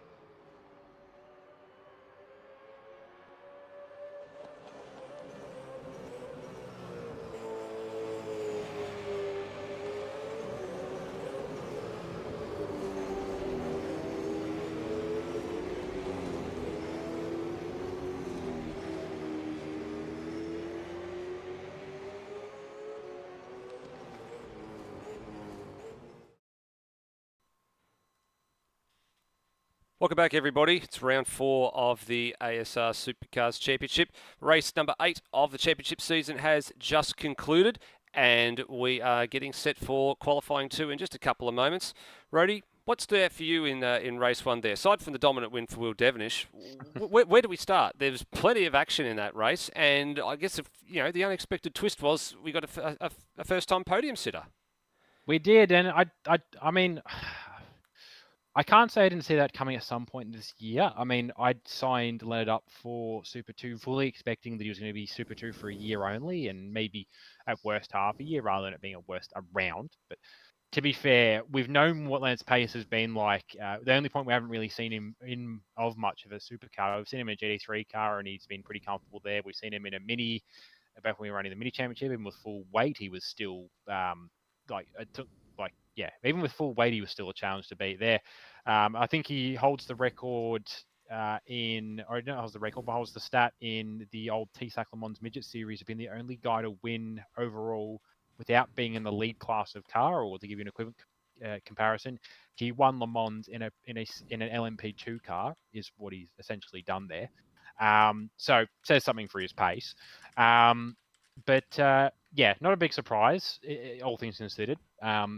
Maybe I should have saved myself a bit of effort painting a Nissan if I just painted the ZB from the start of the season. But that's the fun of running, what is it? There's something in the region of 10 cars total across 3 different championships. 10, 12. There's a number, and it's a big number. There's a number. No, I think some just really good, strong performances. The thing I'm actually sort of most surprised about with how many cars and with how many instances we had is that we didn't throw a safety car. And now that I've said that, we're going to have 3 in race 2. But I'm surprised we didn't cause one, even with, we had so many opportunities to. We had the 4 wide that could have been a plane crash. We had the actual plane crash a few hours later from Ben Hall. Even a couple of times when, Tim got spilled at the last corner, or a couple of guys got spilled in places that could have been accidents that would have warranted a safety car that weren't. And that says something to the acumen and the skill and the car control. And even if they're impatient enough to cause an accident, the patience to then not make the accident worse once you're in an accident, versus the guys that you get in the maybe not the guys in the dev series that maybe aren't as good at avoiding or being a part of accidents, but definitely the level above you see from the guys in supercars. Yeah, you're not wrong. And look, I guess it's been a bit of a difficult situation in the development series anyway this year. We've looked at a number of drivers that have come in and sort of got a funny feeling, okay, well, some of them we've seen before and some of them we haven't, but then it's really until their true pace sort of has showed that we've sort of looked at it and gone, well, how on earth can we say no to moving these drivers up into the next tier? It's just been as simple as it is. And look, there's another few drivers that have made that cut. So Ryan Cox was another one. Granted, we haven't seen him since Sydney Motorsport Park at round 2. But he was another one that moved up. And then, of course, there was the internal promotions within the development series itself. Super 3 drivers going up to Super 2, a number of new drivers coming into the series, and then jumping into a Super 3 car. And then we realised straight away, hey, these guys are actually Super 2 pace and then probably should be at the front. It's been a bit interesting seeing, FG Falcons sitting up the front of the field in the hands of drivers that, we looked at timing. I think it was at the beginning of the week for the Perth round. And the times that those drivers had set, we looked at and gone, well, these sort of warrant, being in Super 3, and then they blew us out of the water 5 days later. Yeah, and then it's interesting to throw around with where things are at as well with some of the pace, and you can't necessarily believe with where some of the practice server tells us. Just people don't set practice. People don't have a chance to set some practice in. It was interesting because there was a point that was parodied a little bit, and to be fair, I shouldn't have been on there in the first place, technically. I haven't raced supercars for, what are we, coming up to 24 months now.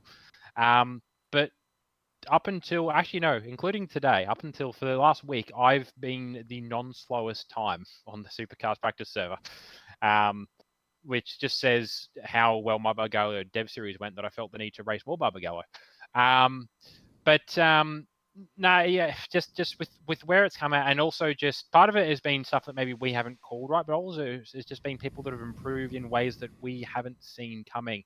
and the pace changes that we've had. We have guys even like we talk about the internal promotion in Super 3, Super 2. We looked at the results from last year and we thought we had things pretty well set out with where people were going to be on pace. And then Anthony Green comes in and completely just says, I don't really care on where you think I am because although the fair counter, which he's made a fair point, is he was faster in FG and was less faster in FGX, even though they're the same physics. So I'm not sure what that is. But Anthony Green's won, even to the point where they're maybe not a risk of promotion, but definitely people that have gone from being comfortably Super 3 to comfortably, they're going to be in the window of Super 2 next year. I mean, Super 3 last year, and to be fair, maybe the reason Super 3 this year isn't as close is because I'm not trying as hard. Not just me, but maybe there's a bit of a bigger golf in effort put in. But you look at the pace of Darren Loughnane and Jesse Bennett, and then you look at some of the blow-ins, as it were, that have come in. So I mean, you include yourself in that. You, if you get a full season, are arguably in the fight for Super 3. We've had Jeff Denali come in at the last round. Pace-wise, he's definitely up there. Probably in his situation, pace-wise, if he gets a full-time car, it probably will be a Super 2 car because he was going to win. He was going to get a podium in race 2 up until 2 corners to go. But yeah, there's a few other guys. Hayden Cup is another one that we are going and ahhing with, and he's like, "Oh no, I'm a Super 3 driver, Super 3 driver." But at the same time, he's painted in FGX, and he's asking about getting a wildcard opportunity, which only happens to Super 2 drivers. But it's a part of the stuff we've called, and part of it is just the way people are improving and the way we haven't seen it. It says something, I suppose, for the development series that we're seeing this many changes internally with pace because it means that we're actually having an effect. Not only are people improving on pace, but crucially, and what really matters before we start offering wildcards, not only wildcards, but also then promotions to supercars. By all means, you can go up when you want to, but the time we really start to tell you, yeah, you should probably go to supercars, is when the racecraft is good. And it doesn't matter if you don't have great pace. I mean, I raced supercars for 3 years. And we know where my pace is at. I can't even hold up a decent Super 3 title defense at this stage. Super 3 team title defense at this stage. So it's really more about being able to keep the car under you and race people around you with respect. And that's what gets you up. And that's what everybody who's got a wild card for this round, and everybody gets wild cards from Dev Series Supercars, has shown at the previous round.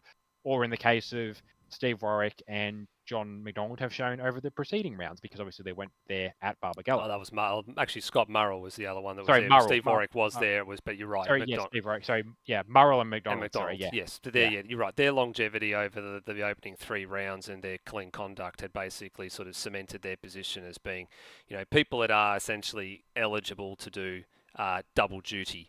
As what we like to call it, they can do supercars and they can do Super 2 as well as in the main game.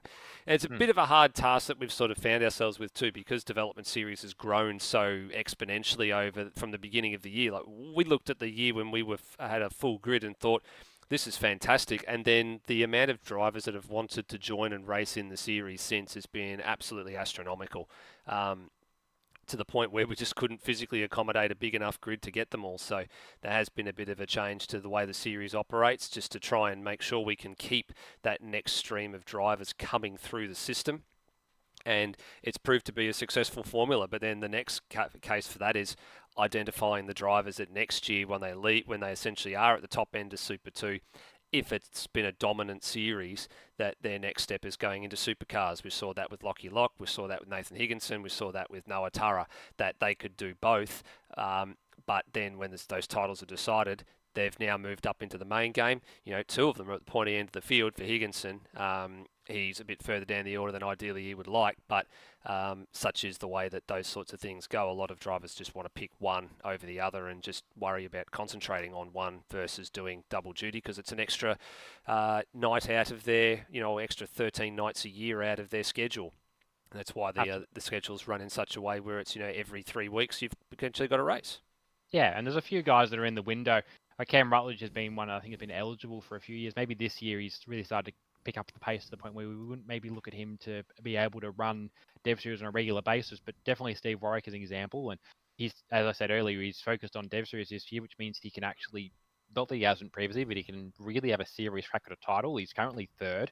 And there was another point I was going to make. It was an opportunity to shoehorn in, talking about Dev Series drivers, but I won't have a chance because we're about to start qualifying too. Yep, qualifying 2 is just getting underway now.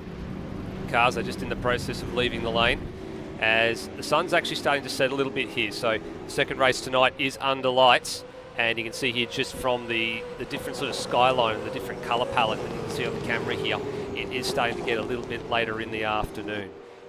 So later qualifying session, just seeing the drivers start to experience what it's going to be like when the sun goes down. The longer shadows start to emerge, the sky changes, you'll see the lights start to come on from all the towers that are around the circuit and in the pit lane.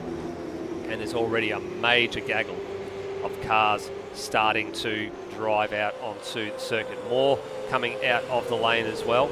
And have we got the customary man at the head of the field like we normally do? I believe we do. And indeed, that is correct. Daniel Cox is the one that is heading the field that he always tries to do. He missed out on doing that in qualifying 1, and he's now got the honour in Q2. And he's actually got a nice little bit of clean real estate ahead of him as well. So this is good. He's timed this run well.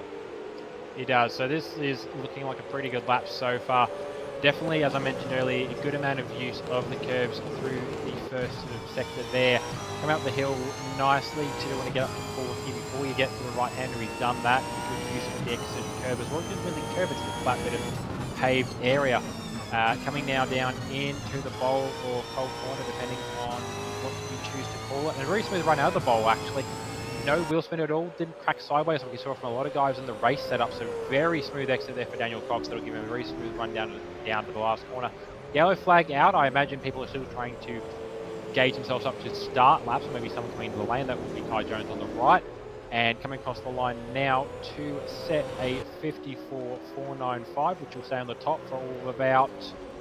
Still on the top. There it goes. It's gone. Yeah, so the Redmond's the one that surpasses it straight away. So there you go. So he goes with a 54.1. So remember the pole time in the qualifying 1 was a 53.5 from Will Devonish. So at the moment we're about 6/10 away from that. I'm not 100% sure if we're going to get back to that sort of a marker. That's the key, because the track evolution has changed a little bit between sessions. So it'll be interesting to see whether on how many drivers we can actually get under that 54-second barrier. Redmond's giving it a good crack at the moment. He's actually 0.2 of a second under that barrier at the first sector split, driving it nice and clean out the other side of cold corner. Does he maintain that advantage? He loses a little bit of it, so he's lost about 1/10.5 there as he heads down the hill towards turn 7. A lot of drivers, if you were lucky with the traffic, you can probably get out and do 2 lots of 3 flying laps, as Redmond's very wide at the final corner. May incur a track violation for that, and he does not. He actually goes to the 53.8 as there's been some contact. There's a car off the road just ahead of Redmond as he was crossing the line. I didn't quite catch who that was. I think that was Brapp. I know Scott Murrell was in the area. I'm not sure if maybe one was caught out by the other, or whether it was just Brapp going off by himself. But there were a couple of PBF Dev Series drivers involved there, I can tell you that much. Let's have a look. We can see here, we can go to Redmond's onboard. It had Brapp and Scott Murrell are the 2 cars that are involved here. And is it a out-brakey move? Is it someone getting to the back of somebody else? No, that's Brapp on his own. There's definitely no contact there. That's good. Well, it's good. Not good for Brapp, but it's good there's no contact in a qualifying session, because that doesn't tend to go down well. But I was going to make a good point about, Lucky Burke's only 1,000th off Tim Redmond, but Tim Redmond's gone faster, and then Will Devonish remembered this qualifying session, and has gone half a tenth faster than Tim Redmond, so it's a 53.8. Definitely. And you're right, a great effort from Burke as well, 53.947. That's miles better than what he did in qualifying 1, so that's more representative of what we can sort of expect out of him. And he's done pretty well, because unlike Tim, and I think unlike Will, he was pretty close to being buried in traffic for a lot of his runs so far. He's held up behind his teammate in John McDonald. He did have 4 or 5 cars directly ahead of him on his second time lap, which is why that didn't go much better. But yeah, he's not really had quite the luck so far in qualifying that Tim Redmond or I think Will Devonish found themselves in. So here we go. This is as we get back down to turn 7 for Lockie Burke. He's looking for a little bit of a gap here. Daniel Cox is the next man in 4th. He's just leaving the lane for another bite at the cherry. And he's leaving behind Zach Brown. I find it interesting that Berkey I think he set himself up there to maybe get John McDonald to give him a bit of a tow, and then John McDonald elected to pit anyway, which sort of really nullified the point of Berkey backing himself off into the last corner to get a good clean run if there's not going to be a car there anyway. But yeah, he's actually, so he's close to his PB, but he's not quite there. He's just under a tenth off his PB, and he's was 0.3 off through the first sector. So he's not going to challenge quite yet, but he's probably going to set himself up on this lap and then push for a second lap. Yeah, certainly. There's a few drivers starting some more push laps as well. Noah Tara starting another one for him behind Leonard Grossel. Grossel at the moment sits 14th in the order. Noah Tara sits 6th. Foley's just jumped up to 7th. And that's where he's finished his sort of position where he was at the end of the race earlier a few moments ago. And who else is out of position at the moment? Actually, Brendan Ross has come up the order. He's starting in position 9th as it stands provisionally right now. And yeah, the odd one out at the moment is Leonard Grossland. Kai Jones is actually down in 17th place at the moment. So that definitely wasn't a good qualifier for race number 1 today, Kai Jones, but definitely drove a lot better in race condition and is now going to find his way a bit further up the order again. Cam Rutledge is the big one at the moment for me, Brody. He was up inside the top 10 in qualifying 1, but at the moment is on the outskirts of the top 20. He's actually a second off the pace at the moment. And a 54.8, he definitely went quicker than that in quali 1. There you go, there's nearly 0.3 of a second for him at the first sector alone. Yeah, and that'll help, and as you mentioned, tenths of tenths. That in itself moves him up provisionally, just off of that improvement, moves him up towards 11th, towards back with the top 10. Does indeed, so he's a big flash of the lights there, and picks up another little bit of time there as he goes past the, is that the... That's the triple eight. Triple eight of Brendan, no, it's not. Oh, no, it's not. It's thrown again. No, that's John McDonald. John McDonald, there you go. Until we get to it. All right, Rutledge to the line now. What does he manage to bang out here? He bangs out a good 54.4, so that puts him up to 11th place. So he'll be a bit happier with that this time around. Steve Warwick's coming into the lane. He currently sits 12th. And then Murrell's not making any improvements at the moment, but I think for him this is probably a lap where he probably gave position away to Will Devonish, who was on a much faster lap. And Murrell's going to start again. Actually, Murrell got a track violation on the previous lap. That's why he backed off, because he didn't register a time across the stripe.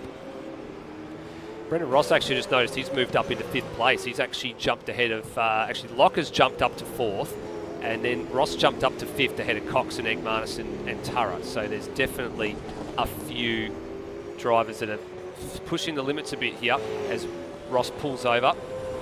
Cox goes again, needs to go again, needs to find some more time. Yeah, so we're starting to get into it's about now is when you start to want to get out to your last run. I see Brendan Ross, Leonard Gross, Lockie Lock all doing as I said. Had a couple of game crashes as well, actually. Already in qualifying, Ben Hall is out. And Snipes. And the other one as well, yeah. But I think they did both manage to set some times in the order, because I noticed that Higginson, who had set a time, moved up the order as a result of them disconnecting, which would only happen if they were already ahead of him. Yes. So they have set times, but they won't be representative for them, because they've got a little bit best got 2 chances at time lap, which we lost them. Yeah, that's right. So we actually need to go and have a bit more of a look at what's actually on the results tracker at the moment as it sits right now, just so we can have an idea of where they sit. And if we look at qualifying at the moment for where Snipes and Cheese happen to be, actually if Live Racers wants to play the game, that would be nice for us. NZ Snipes actually hadn't set a time, and if you look for the other driver we're looking for is Ben Hall. He had set a 54.572. So for him at that stage, that was good enough for about 10th or so place. So Ben Hall 54.572. We go back to our live tracking. That would be good enough for him to be probably sitting about 12th, I would say, in the order as it sits right now. Sitting 13th. 13th, I was close. I was still waiting for the time to load when I actually produced that result, so that wasn't too far off. My mental math wasn't too bad. Egmanis has got some work to do. He only found 4 1,000ths of a second on that last lap, and this will be his final one. He currently sits 7th in the order. This is a make or break lap for him.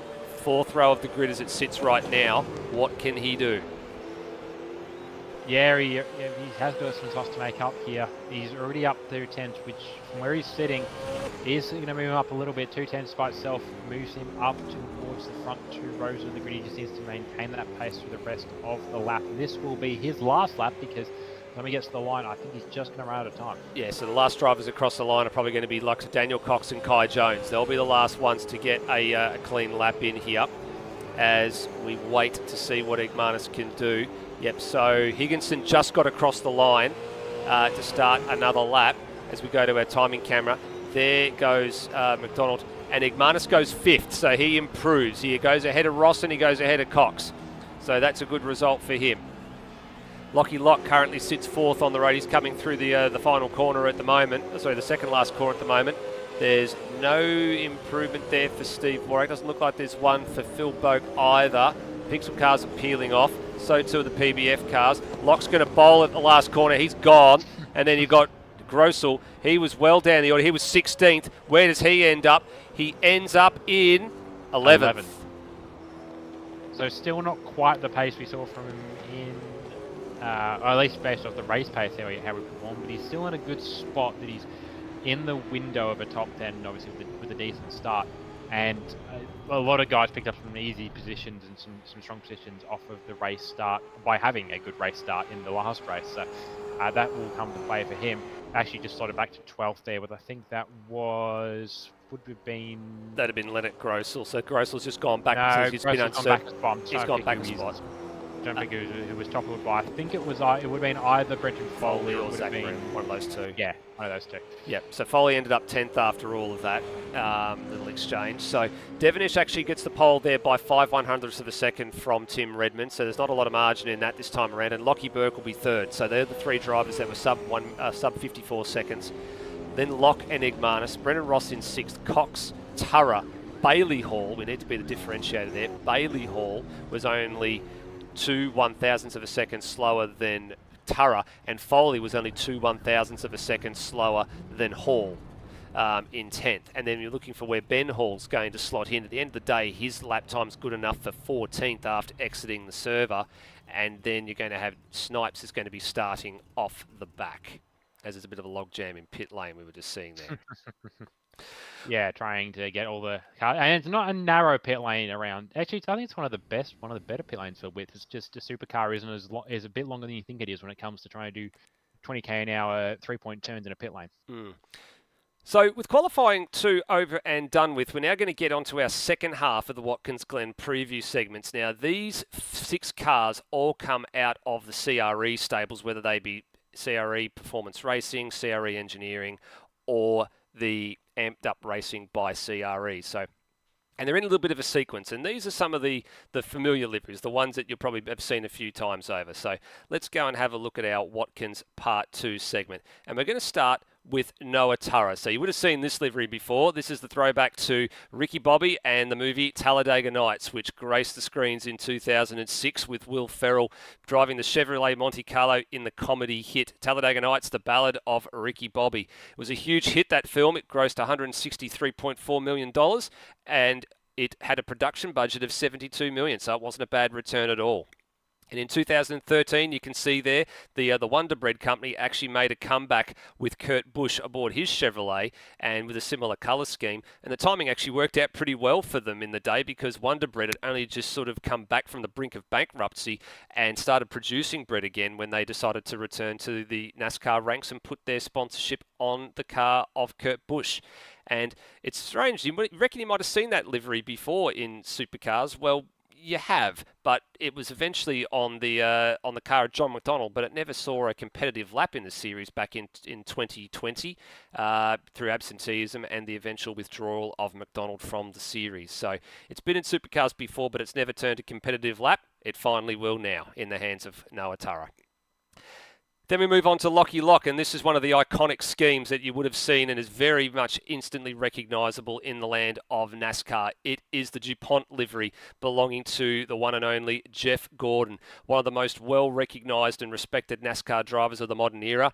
He was active from 1992 through to 2016, a 4-time champion in 95, 97, 98 and 2001, the 3-time Daytona winner, a member of the NASCAR Hall of Fame with top 10 finishes numbering 477, 81 poles, and the 3rd most wins overall if you count from NASCAR's humble beginnings in 1949. He has 93, and he's only behind David Pearson and Richard Petty, the king, who will probably never be beaten. Also, a 2017 Rolex 24 Daytona winner aboard a Cadillac DPI prototype for Wayne Taylor Racing. And you can see there, while the DuPont liveries have had many and varied liveries in NASCAR ranks for a while, the iconic one of the rainbow for Lockie Lock there is what you will see him. It'll be pretty easy to spot when it comes to the Watkins Glen round. Now, this is the one that's going to choke a few people up. And this one is for Will Devenish. He's going to channel his inner intimidator who made his NASCAR debut in 1975. That's right, the one and only late, great Dale Earnhardt Sr. The most iconic livery for the Intimidator, the number 3 Good Wrench Service Chevrolet, is the one that he has picked. But a lot of people don't remember that the Intimidator also drove a Pontiac, a Dodge, a Ford, and an Oldsmobile before spending most of his time piloting for the bow tie. And what can be said about the man who was the NASCAR Hall of Fame's inaugural class of 2010? He's got 7 NASCAR titles, 76 wins, and finally, after so many years of trying, he actually finally won the Daytona 500 in 1998. But then we got to 3 years later, and the sport lost a legend at the same track he was trying to conquer. His crash on the final lap of the Daytona 500 in 01 was a very, very heavy burden the sport wasn't ready for. And I actually went back and watched the interview when it was Mike, the head of NASCAR at the time, had to break the news to the waiting media, and everybody got a little bit choked up, and even I got choked up seeing it some time after, so long after it had been an occasion. But from there, we move on to a linked livery, I guess you can call it, because you've got the Gravedigger tribute livery that was run by Kevin Harvick back in 2021 for Stuart Haas Racing, which is a take on the famous Gravedigger monster truck that was spawned by Dennis Anderson in the 1980s. The livery was actually a Father's Day surprise gift from Kevin Harvick's son Keelan, who was 8 at the time and loved the monster trucks. And the thing about Kevin Harvick and why this actually relates to Will Devenish's livery is it was Harvick who was most notably known for replacing Earnhardt Sr. following his death at the 01 Daytona 500 at the very next race at Rockingham. And then 3 weeks later, after the Intimidator's death, Harvick actually won his first race at Atlanta and very promptly dedicated the race win to the late Intimidator. Harvick would go on to take 60 race wins and, of course, the 2014 series title along with it. And then we get to the polarizing figures. We get to Steve Burko's tribute, which, of course, is Kyle Rowdy Busch. And he's been one of the most polarizing figures of the last 2 decades in NASCAR. The 2-time champion was known for this livery and, of course, the M&M's liveries aboard his number 18 Toyota for Joe Gibbs Racing.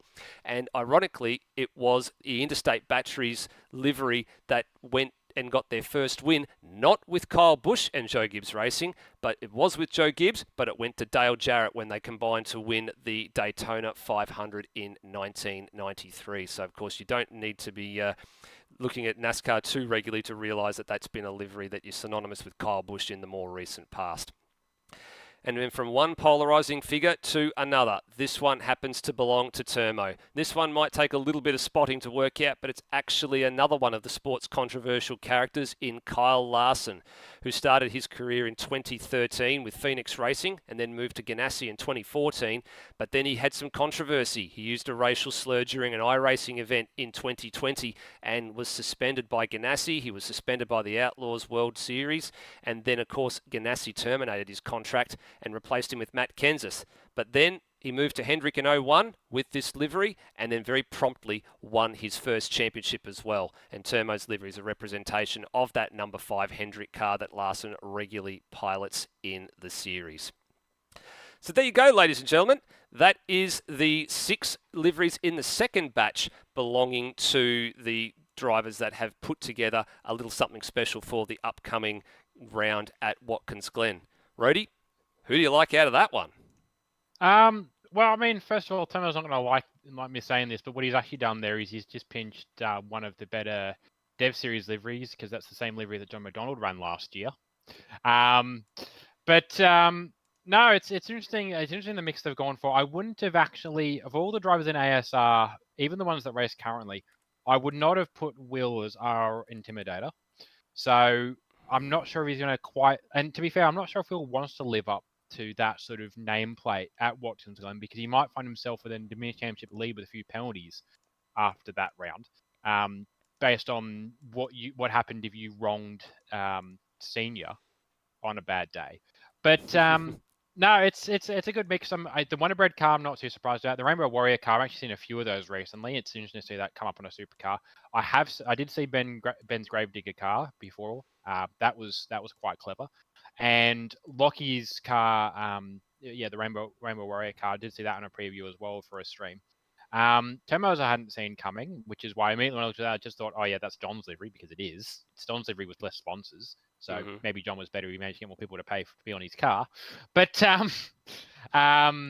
no, it's and it makes sense. Self-fitting across all the CRE cars that have provided liveries, that they've gone for fairly recognisable cars. And it does contrast quite nicely with the first half that we provided with cars that aren't I think the simple way to look at them is they're not NASCAR. Well, exception, I think Coxie's might have been, but they're not NASCAR as easily recognisably as the CRE batch are. Yeah, I am interested as well to see what comes out. There are probably a few guys playing. I know guys for Dev Series have had one planned. Some are happening, some aren't, just with time restraints. And we're interested to see when those pop up. Over that second set, though, look, it probably falls into the similar bucket as some of his other liveries so far this year, and it's not made them bad liveries so much as it's just made them potentially a little bit polarizing in themselves. But I think my preference has to go to Lockie Locke's car, because it does sort of fit with what he's been doing this year, in that it's a very busy livery, but it works for that car. And to be fair, it's probably the only time that a Lockie Lock NASCAR, a Lockie Lock busy livery is going to work, because it's on a NASCAR which already has 30 contingency sponsors and one body panel as it is anyway. So it makes sense for a livery to be busy in that case. Yeah, I would agree with you on that one. It is a very busy livery, but then again, the DuPont cars back in the day were also quite busy. The bit that struck me, and I'll come back to this in a little bit as we're getting ready to go racing for race 2, the bit that struck me in all of this, Rhodey, is they've committed sacrilege. They've gone and put Chevrolet liveries on Fords. And then in the case of Burko, they've gone and put a Toyota livery on a Holden. So that's the bit that strikes me out of all of this, is how dare they go and do something that the purists would be turning in their grave right now. Yeah, and the interesting choice is the one to do the to run the interstate car. I'm happy it's that one, because it's the less notably Kyle Busch car, but I'm still not a big fan of Busch in general. No, I agree. Here we go, fields rolling for race number 2 this evening, race 9 of the championship with Will Devonish on the pole. This time he's got Tim Redmond alongside him. And then behind him, it's a little bit different. Lockie Burke's going to start for Fuchs HSP dealer team out of position 3. Right alongside him is the front row sitter from previous race, Lockie Lock in 237, amped up racing by CRE. Then he gets Curtis Igmanis, who improved a bit late in the proceedings there, jumped himself up from 7th to 5th late in the qualifying run. He's now moved ahead of Brendan Ross, so it's good to see there's a bit more of a Holden brigade actually representing the top 10 this time around. Then you've got Daniel Cox for CRE Anson Motorsports, so another one of the CRE cars makes it into the top 10 this time around as a starting position. Noah Turra in 8th, Bailey Hall in 9th, that'll be probably his best start. And then you've got Brent Foley in 10th in the 074 PBF Race Engineering Commodore. Zach Brown right behind him in 11th. And all these drivers are moving up a couple of spots as well, because Ben Hall, we've been told, is not going to be coming back to take the start here. So Leonard Gross will start 12th in the PBF Hewlett and Son Red Sport Machine. Then Cam Rutledge 13th for CRE Anson Motorsport. Kai Jones is on debut, had a pretty solid debut race 1, so he's going to look again for race 2 aboard the Monster Energy Mustang. Then we get to Steve Warwick in 15th, Scott Murrell in 16th, so the two CRE Performance Racing Commodores are on the 8th row of the grid. Peter Thrower 17th alongside Phil Boak. The balance of the field's filled out by Lewis Wedding, who's got a bit of work to do again. Rapp in 20th. And then you've got Higginson, Cheese, McDonald, and then the last of the runners who didn't set a time in qualifying is NZ Snipes. Yeah, so that's a very solid grid of cars, and they'll be getting themselves set up now to line up at the start of race 2. They certainly are. Here we go. Race 2 about to get underway. Race 9 of the championship. It's twilight time in Barbagallo, and away we go. And what a jump from Tim Redmond. He absolutely nailed the start perfectly. He's going to lead to the leaders. Bailey Hall's been spun. Hall has been spun and turned at the very beginning of the race here, and we're going to have to go and see if we can find what's going on. Hall recovering to the circuit. He started up inside the top 10. Did he get a tardy start? Not sure on that one. We'll have to go back. Here we go. So coming up on the replay in just a few moments' time, we'll see our replay of the start here. The start lights go on, they go out, and did he get a bit of a moment here? Oh, the car just broke traction straight across the nose, it looked like, of Zach Brown. So unfortunately for Hall, that is not, there's no one else's fault but his own. Yeah, I'm going to have to own up to this one because I can't cover much anymore. I've had a game crash again at the start of a night race. And the safety cars actually, and the safety cars actually come out. So as a result of something else going on, the safety car has been called. And this was in the beginning of the, I've seen this pop up in the race chat. I think it was someone who mentioned it, Bailey Hall. I'm looking at the chat right now. When will we see the first safety car for Supercars in 2023? Well, we've got it right about now. He had to go and jinx it. He had to go and jinx it. And the bit for me is I'm trying to actually work out what on earth happened. And there's people taking the bait. There's people taking the bait early. This is very, very interesting. And look, for me, these drivers are down the back of the field. They got nothing to lose. So you've got Bailey Hall, NZ Snipes, Peter Thrower and Brapp all currently sitting in the lane or touring the lane, taking tyres. And are they the only 4? Yes, they are. Yeah, it was interesting actually reading back through the DCD race facts. He did actually, Daniel Cox did actually nominate a couple of options that were on the table for some of these guys, which included what you can do if there is a safety car coming out on lap 1, which is what we've essentially had now, which is you're in the window for a hard tyre. You're going to have to probably look after the tyre a little bit, and you have to worry about fuel.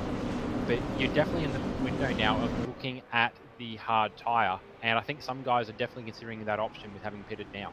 Yeah, they definitely are. Well, the dead giveaway here, Rhodey, is going to be who's actually got the hard tyre on, because it is a different sidewall colour on the car. So you can see as the cars are going through shot, the ones that have got white on the sidewall, those are the ones that are operating on the soft tyre. If we go back in the field, we start to have a look at some of these drivers that are coming through the back end of the field now. Bailey Hall, what's he got on the side of his car? He looks like, oh, I can't tell from that angle. It's a little bit too far away. It's a bit brighter, so I think he might be on the blue sidewall. Is he, or is he on the white? No, he's on the white. I can't remember. I think we have white or yellow. I think the blue sidewall would Oh, be sorry, you're right. Sorry, tyre. yellow. Sorry, yeah, sorry, you're right. Yellow sidewall. Sorry, yeah, that's the one that is the hard tyre. So I got a bit confused for a minute there because I know real life supercars. I'd seen a picture today, and of course that's got the blue one because that's the wet one that's there. So Hall is there. Thrower, I wouldn't be surprised to see if he's gone the hard tyre. He actually looks like he might have a yellow sidewall on that car.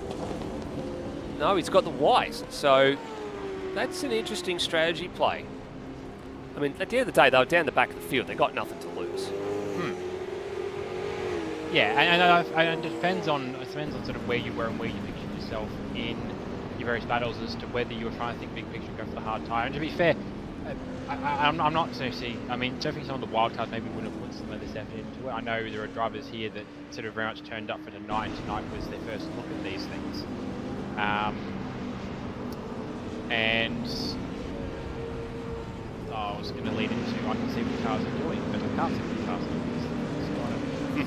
Bugger. I can't use the word I want to use because we're on a broadcast. But yeah, it's depending on where you are in the race, it's going to influence the trade. You think some guys probably just open up the window to go soft, so you don't have to worry about tyre life until you push the first in, run your first in, a lap or two later, and then push the second in. Well, the safety car continues to lead here for the moment. Chalk up lap 4. The only 4 drivers to stop so far. The 4 down the back: Brapp, Thrower, NZ Snipes, and Bailey Hall. Of course, Hall was the one that was off the circuit. We've seen the reason for that. So we'll wait and see if anybody else decides to take the bait here. strategy, as you said, out the window. So safety car lap is around about 1:30, and that's the evidence we've got here. It's about 1:32 for the laps. So hopefully that'll give us an indication of time-wise how this is all going to be, as I'm just sort of putting up a little thing here for Brody so he can actually try and see what he's commentating on, because of course his PC is a potato, and I have promised him moving forward that he will end up with my machine at some point when I decide to buy a new one to probably help him sort out part of the problems. Yeah, it's a weird thing that I had no issues at all 12 months ago, the exact same rate. I think the only change is we're throwing slightly more cars at it, and to be fair, I think we made some tweaks that make the game look better, but it runs worse than potato, but to be fair. Safety car in. Finishing. We are now getting back to the race start. Yep, safety car is in this lap. Redmond has control of the field. There's already some psyching out games going on. I've seen Lockie Burke pulling out a line a few times, just showing his nose to Will Devonish, just reminding him that he is there. And away we go. Redmond controls the restart beautifully, heads off into turn 1, and Lockie Burke already starting to try and apply the blowtorch to the back of Will Devonish, and just making a really good fist of it here. But a very, very clean restart. Fastest lap of the race pops up for John McDonald, but of course that's null and void at this point. And there's a few cars getting shuffled rather wide, a bit further back in the field. I think I saw the Murrell machine in the always tiling entry just being jerked sideways there. A little bit of maybe minor contact or a snap of oversteer as they all head up the hill for the 5th time, and they settle down heading into Cold Corner. Yeah, I think I saw a little wobble in the background there. Perhaps to actually move for Nathan Higginson, I think that is on Boak in the back. Yeah, that is Nathan Higginson moved on the background with Boak, and that's actually that's interesting to see for Higginson. I talk with him in between races, and he's very much not enjoying. Oh, major moment for Igmanis at the final corner. He's gone skating through. He's somehow avoided all the carnage going on. He's going to dump a bunch of spots here. He's going to have to merge back on super cleanly. That's going to pop him all the way down to 18th. Might be even more. No, he's going to lose another spot to Snipes, but he had a major wobble coming through the final corner and heading down the hill. Here we go on the broadcast. Replay moment. Oh, actually, he got into the back of, is that Ross? Yes, he got into the back of Brendan Ross. Ross looked for the move and then moved back in front of Igmanis. That's going to be a talking point. Yeah, that definitely falls in the window. I'll have to see both races to where that movement was and roll into the braking, because it definitely looks, this ain't going to be a potential be on the braking situation. It's not great, and causes the game exactly like that. So unfortunately, Kermos built by what seems to be no real fault of his own. So he's going to try and break up for the field. That's that. I think I'm looking at the pixel cars, but I don't know if there's been a regress has been created or not. There is a pixel car in the background, but I think that might be one of the HSP dealer team cars. Yeah, that's the one in the background there. Actually, as Turmo goes for another ride again. So well off the circuit. That'll drop him to the back of the queue, and he'll be second to last in the order here. Where's Peter Thrower? He's dropped miles off the back of the pack there. He's had actually a 1:08 lap. He was off the circuit at turn 1, so in the first sector on the last lap, so I'm not quite sure what's happened there. Oh, we had a spill. That was Scott Murrell, I think. That might have been one of the Pixel cars. That, I think it was real, so it would have been Pixel. That would have been, well, if it was a read-rest from Brendan Ross, that might have been Brendan Ross tied up in that one. I'm not 100% sure. That's a bit further out of the scope there. I can see Warwick down the inside here. Leonard Gross is trying to make a couple of spots down the inside of the final corner. So it's all kicked off in the early going here of the Twilight race. Who's the movers and shakers? Grossel up 4.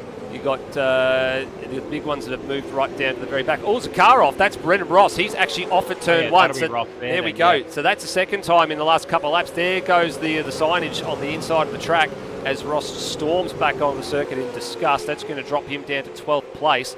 Grossel's now picked up another spot. He moves up to 6th, unless that's a timing glitch, because he was 7th a few seconds ago. And I don't recall seeing him make a passing move there. No, I don't think I remember seeing it. So, yeah, actually, I mentioned earlier in race 1 about the cars with the snaky setups, and seeing that from the guys in front makes more sense from the guys in front, to be fair. But Grossel very much exhibiting a PBF setup on board that car with PBF team boss. Yeah, there's cars in the lane. Here we go. There's actually cars in the lane, so that explains what's going on. So Lewis Wedding's in there changing tyres. So too Snipes. I think Snipes has been in for a second time, so he's obviously had some sort of issue and come in to probably repair some damage or replace some tyres there. And I can see Snipes is actually on the yellow sidewall tyres, so he's gone to the hard tyre compound trying to make it home from here. Yeah, and I did mention that was definitely in the window of possibility for some of these guys to look at. It's going to make for I'll say harder, it's going to make for a more challenging second part to this race, because the hard tyre is a tyre that people prefer not to drive on. You know, the exception of the hard tyre round where they don't have a choice. But the hard tyre does feel like a less competitive tyre. But the advantage will be is that you don't have to worry about tyres, and if you're fuel to make it last, then you might be buying yourself a winner later in this race. Darren logged in the chat reckons that isn't a possibility, but at the same time, the DCD race facts do say that that's a viable option. So I guess we'll see who's right at the end of this race. Yeah, it is a viable option, but I think it's probably not viable at this point. If it was under safety car, absolutely it'd be viable. That's where I think the problem is. It's a green flag stop. That's what's going to kill NZ Snipes and Lewis Wedding at the moment. They've taken the punishment under green flag conditions, and if Lewis is on the soft tyre, how on earth does he make it last the next 24 laps? That's the big question for me. I think he'll be back into the lane, and then Snipes is going to have a pace deficit. If he had taken the hard tyre, maybe towards the back end of the safety car period, he may have actually had half a chance. As you can see, there's actually been a change for the lead a couple of laps ago. Devonish has gone through on Tim Redmond, but Redmond not letting him get away at the moment. And then Lockie Burke is doing his best to keep the 237 machine of Lockie Lock at base, and the two Lachlan's doing battle, and that is decided in the favour of Burke this time around. Yeah, so that was suitable work there from Lockie Burke. He's bounced back off of how he performed in race one, both with the qualifying and now he's been with the race. That one helped him though, spraying it out wide. Oh, and he's going to cough it up. Here we go. He's coughed it up over the top of the hill at turn 5. Lock pounces. Good, intelligent driving there. But now looking for the upside, looking for the crisscross. Here comes Burke again. He's gnawing away on the back of the number 237. Having a look down the inside here, down at turn number 7. And is he going to get it done? He does. Does he skate through? No, he holds position. He cops a whack for his trouble as well. Yeah, I think that was just a bit of an argument of really not really planning for both drivers to really want to go too wide through it. I think Burke was maybe trying to, well, he definitely was going for the move. I don't think Locke was really planning to allow for him to make the move there, so there's a bit of a knock as they try to get on throttle. And as we mentioned, these cars, the way they've got these cars set up on some of these cars, they really spray sideways when you touch the throttle at one point, and there's a massive hump in the middle of the corner, which really throws you off as well. Here it is. So the move for Burke. This is the danger here down at turn 7. If you skate through, then you're in trouble. But he actually skated right up in front of Locke with a beautiful block pass, and that's how you get it done. That's how you take the position and you avoid being overtaken on the rebound. Yeah, so that's set him up quite well now, so he can really start to push out a little bit. Granted, he had the opportunity before, but he sprayed it wide at the top of the hill, which started all that up again. But now he seems to have really set this up for a lap. He's now got this position fairly well held, and if he wants to, he can start looking a little further forward. Now, that said, with how his season's going, a podium as it sits is a very good run for the HSV run. Certainly would be a podium for a good result for him. Kai Jones has moved up 6 spots. He's inside the top 10 now. Zach Brown just had a look at him at turn 7 at the end of lap 12. And then Steve Warwick's inside the top 10 here as well. So that's a really good, solid return for him after a bit of a lacklustre conclusion to race 1. And how are our early stoppers going? Bailey Hall's moved up to 13th. He's the best of the drivers that actually stopped under safety car condition. The others haven't been able to make as much headway as Higginson spilt wide in the background. Yeah, so I'm not sure whether there was some assistance there for Higginson or if he did it by himself there. As mentioned, he hasn't necessarily been enjoying the car a whole lot tonight, so could have just been a simple get on throttle situation. But said Higginson has been involved in some pretty tight tussling in this race. Even just within this race, we saw him and Phil both have a battle early on. Oh, and a moment for Grossel. A moment for Grossel as well. He's been off the road as well. He's come out at 21st place, so that's a major, major fall for him. And there's a localised yellow that's now just been cleared.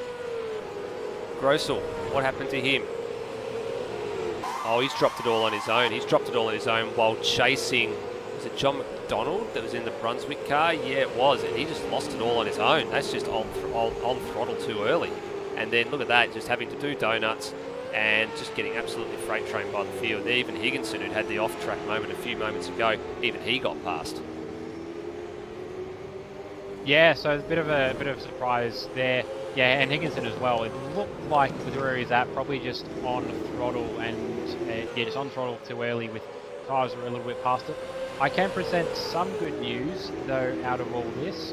I'm just setting the hidden page of settings and I'm back in the server, so I can report on what I'm seeing live on the track, and I've come back into a very little battle here between Steve Warwick, Zach Brown and Kai Jones for the top of the top 10. Yeah, and that's what we have on our screen right about now. We are actually watching that battle because Steve Warwick's got a head of steam here. He's now down the inside of Brown, who in turn both of them were down the inside of Kai Jones a couple of laps ago, and Warwick comes out with 8th place after all of that. So he's on a charge. Brown wide. He just outbraked himself and had to avoid running into the back of Warwick, and that potentially has given him a free kick there to Kai Jones. There's actually been a little bit of a frame skip there, and now the timing's settled back down, and Brown loses out to Jones. I think in all that actually we had a frame dump or frame dump, frame drop, frame what. Whatever happened to John McDonald at Queensland Raceway? We had one of those for Steve Warwick as well as he came over the top of the hill because he entered that little frame session in the back end of the top 10. He's now in 14th. So his game's probably thrown the same sort of wobblies that my game's been throwing, but luckily it's kept him in the race.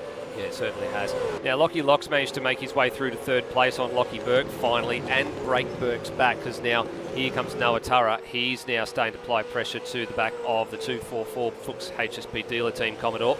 And Locke in a very, very good position here, getting towards the halfway mark of the race.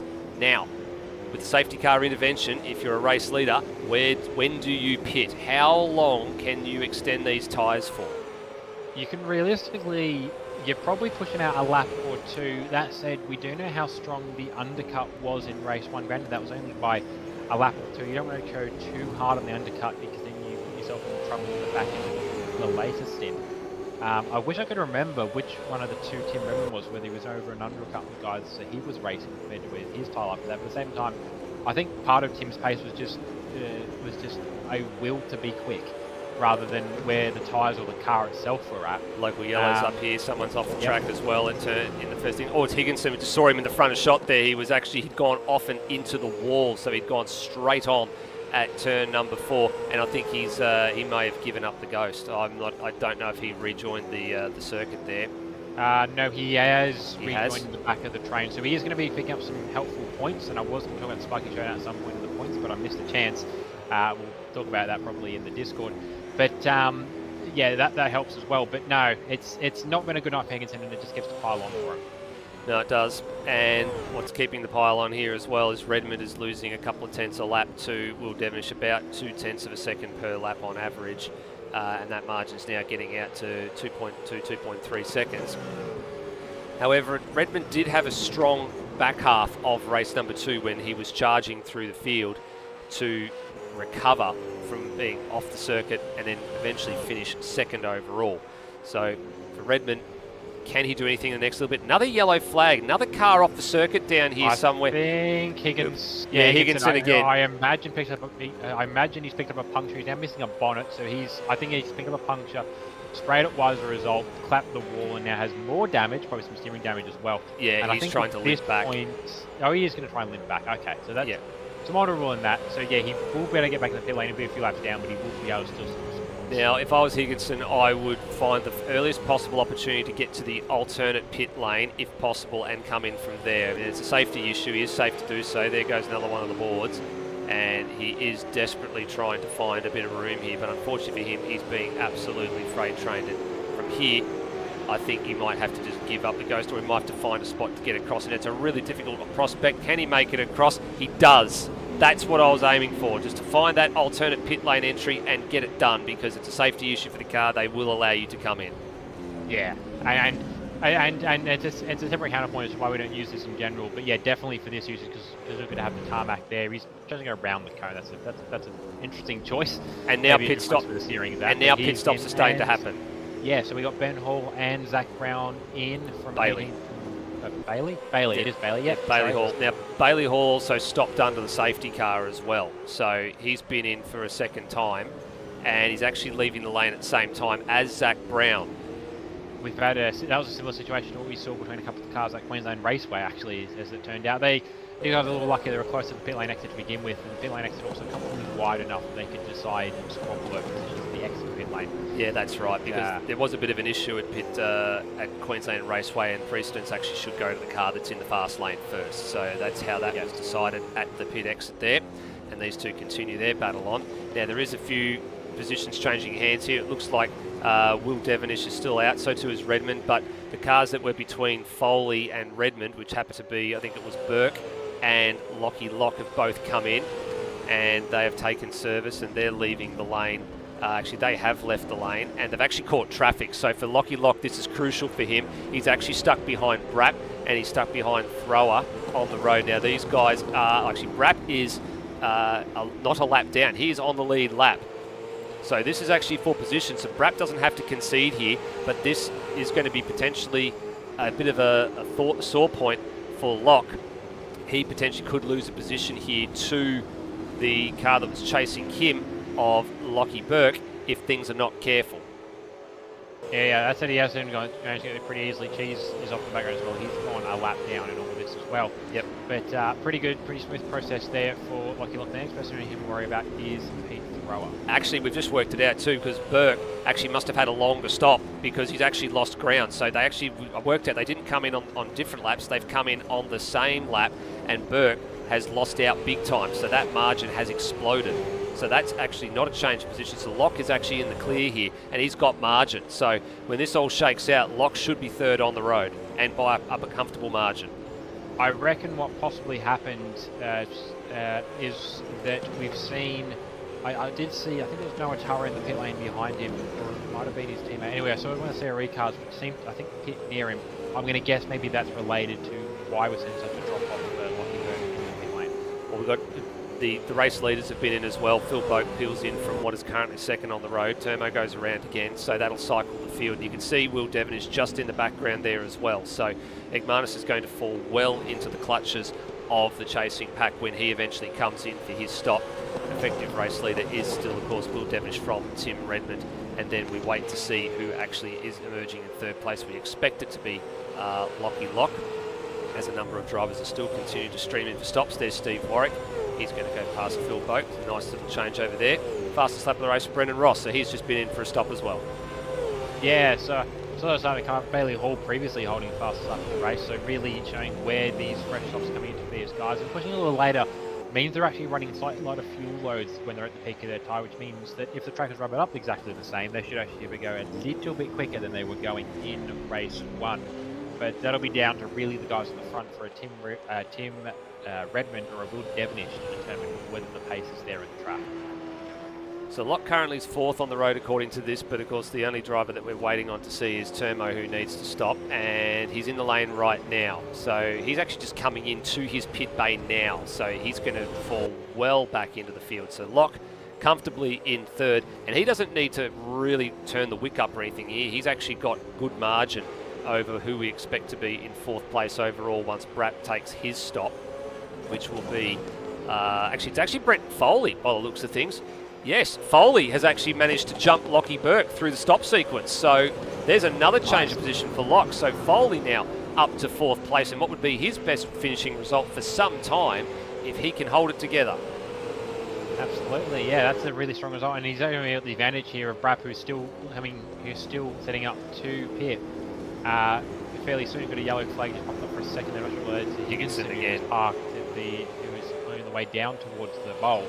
But yeah, he's got the advantage of having Brapp there, who's not in a team car this round, but is a part of the PBF team. So he does have someone there to play a little bit of legal interference with the two pixel cars as they come up to the back of the 074. Yeah, so behind him, you've got Lockie Burke and Brendan Ross, and then Brapp. They're the 5th, 6th and 7th cars. You've got Noah Tara, Bailey Hall and Zach Brown is the last car inside the 10. Just outside the 10, you've got these two going at it. Egmanis has come out 11th, directly ahead of Kai Jones, who of course stopped a little bit earlier. But the Monster Energy Mustang pilot hasn't been able to find a way through on CRE number 51.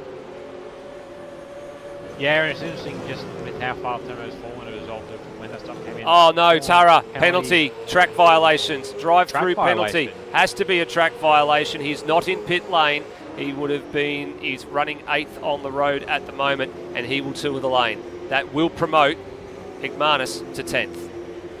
Not only that, that'll give Brap, who, actually no, he has still got a pit, I was going to say. He's still got to stop. Yeah, otherwise that would help. That said, actually, that's going to put Brap out with Noah Tara pretty close to when they both two at the pit lane, so the percentage will be a little bit of a part 2 to this battle. But yeah, that would just in Tara trying to process through Brap. I'm thinking he's picking that up either at the top of the hill or at the pole itself. Possibly just a bit too much apex at a point, but that's going to sting. That will definitely sting. Brent Foley's got company. The 4th place is short-lived. There's a yellow flag here. Oh, there's one of the Team Tanifer cars is off there. I think that might have been Cheese. Was it Cheese? Yeah. Yes, I believe that was Cheese. Yes, so he's off the road at the bowl and actually looked like he had some pretty substantial damage as well. That actually took away an opportunity for Burke to have a go at Cold Corner. So he's going to have to think long and hard here about how he executes this particular manoeuvre and when he pulls it. He looks like he's got pace to burn. That's the important thing. He's really ranged up onto the back of the 074. And in the lap times there, we see he's just done a 54.888 versus the time ahead of Foley of 54.814. Now, the only reason he would have been there is he would have had to back off for the yellow flag. He's got so much more pace through here at turn 4. Look at the commitment to the wheel, and then you can see the amount of real estate that he gains over Foley. He drives it superbly well out of turn 4 and 5, and now down into 6. And what can he do to set it up coming out of Cold Corner? Well, you talk about him gaining speed, but the problem is Burke's so much quicker than Foley through the corners that he's catching him mid-corner, having to back off and actually give up all the advantage he gains in the first half of the corner, actually coming out a little bit worse. He's definitely got more car pace on him at the moment than Foley, though. They haven't been able to keep buying in like this. But Foley's just putting himself in the right position. He's maybe not driving super defensively, but he's able to pick. Well, now he is, but he's able to pick the right spots to park the car, just to make Burke go the long way around, just to really, nothing else, probably just trying to chew through Burke's tyres for him, so that when Burke does process through and pass him, he's then got no tyres to defend himself. He certainly does. Now, Foley's going to have to keep this up for quite some time. That's the thing. Can he keep it up for some time? Ross is actually starting to lose touch with this 2 pair as well. Last time around, he was actually he was a 55.19 versus the other 2 ahead of him in the mid-54s, so he actually lost a good half a second. So they're starting to drop the driver that's in the senior team. And Lockie Burke, who's definitely had some good moments in ASR Supercars, he's looking for another. And remember last year, Symmons Plains Raceway, these two went toe-to-toe in what was a last-minute stoush for the podium positions at the back end of the race. And they're about to go at it again, not for a podium, but they're about to do battle for what is 4th and 5th, right down to the wire. I mean, that said, with so far tonight, Will's propensity for chucking it into the gravel trap at the last corner, the last lap, because he's something like that again, he has to find a deeper spot than he did last time through to really do something for these guys, as Berkey's continuing to throw little moves here, just put the nose up a little bit to the inside, maybe not trying to commit to a move, just really trying to remind Foley he's there, really trying to get into Foley's head. He certainly is, and the others trying to get into other people's heads. Zach Brown's trying to get into the head of Curtis Igmanus, but at the same time he's got to play a defensive act because he's got Bailey Hall right behind him in 9th and then Kai Jones in 10th. These guys are just waiting to pounce if any one of these makes a mistake. And then Bratt, who I'm not sure if he actually has stopped or not yet, he's actually turned up in 11th place. I'll actually have to go and have a bit of a look at the live timing just to confirm if Bratt actually has been in for a pit stop, and if so, when that was. And if he had done it, he would have served it in the early going, I would have imagined. Yeah, he actually pitted on lap 1. So he's gone an awful long time, all the way up to lap 28. Surely he can't make it home from here. Surely not. If he's doing this, he's on the hard tyre. He'd have to be on the hard tyre to do it, but it does not showing. He's on. Granted, I mean, I might be seeing something different because I'm coming halfway through. For me, he's on the soft tyre, so that'd be a hell of a stint. I mean, you know, we talk about going outside the box when, you know, your lap one, you're throwing off strategy, you're at the back of the grid, you know, you got nothing to lose. But yeah, I mean, we're not in the business of interviewing people outside the top 3.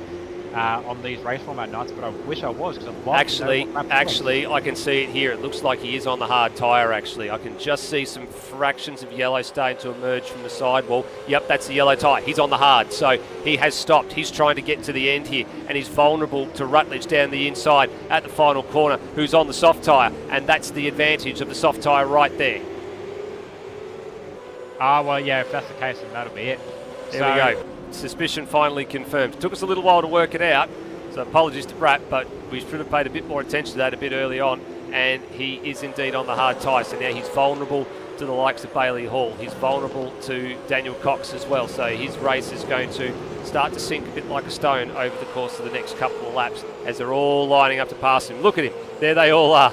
Hall, followed by the lap traffic there, which I believe is Lewis Wedding. And there we go. Got to get out of the way, and then you got Daniel Cox coming through as well. Yeah, that threw me off, because it's very rarely that you put Lewis Wedding and lap traffic in the same sentence. But yeah, just not been the night for Lewis. And I'm throwing game issues again. There we go. Well, it's in the closing stages, so it really doesn't concern it too much at the moment. They're on lap 31 of 34. This battle for fourth place still raging on, undecided. Burke still applying maximum pressure to Brenton Foley, who has not cracked throughout the course of the last several laps or not. As we look out the rear wing of the 074, you can see it's just starting to dance around a little bit. Burke just has so much more traction and so much more mid-corner grip through the high-speed to medium-speed corners, but he can't do anything with it because he's not close enough alongside to make Foley pay the punishment.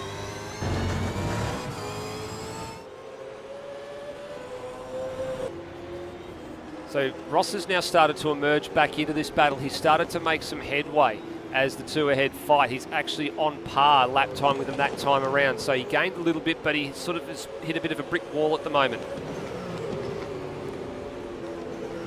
No change out in front. Redmond still trailing Devonish with Locke in third. So Locke's on for his maiden podium here if he can keep it together for just a couple more laps.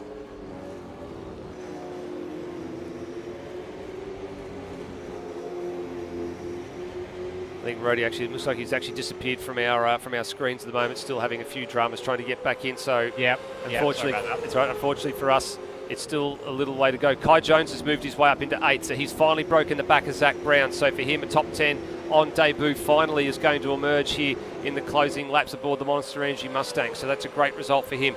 Now Burke's got some overlap. Finally had a little bit of overlap coming out of the final corner. Foley has to give him a little bit of room going into turn number 1.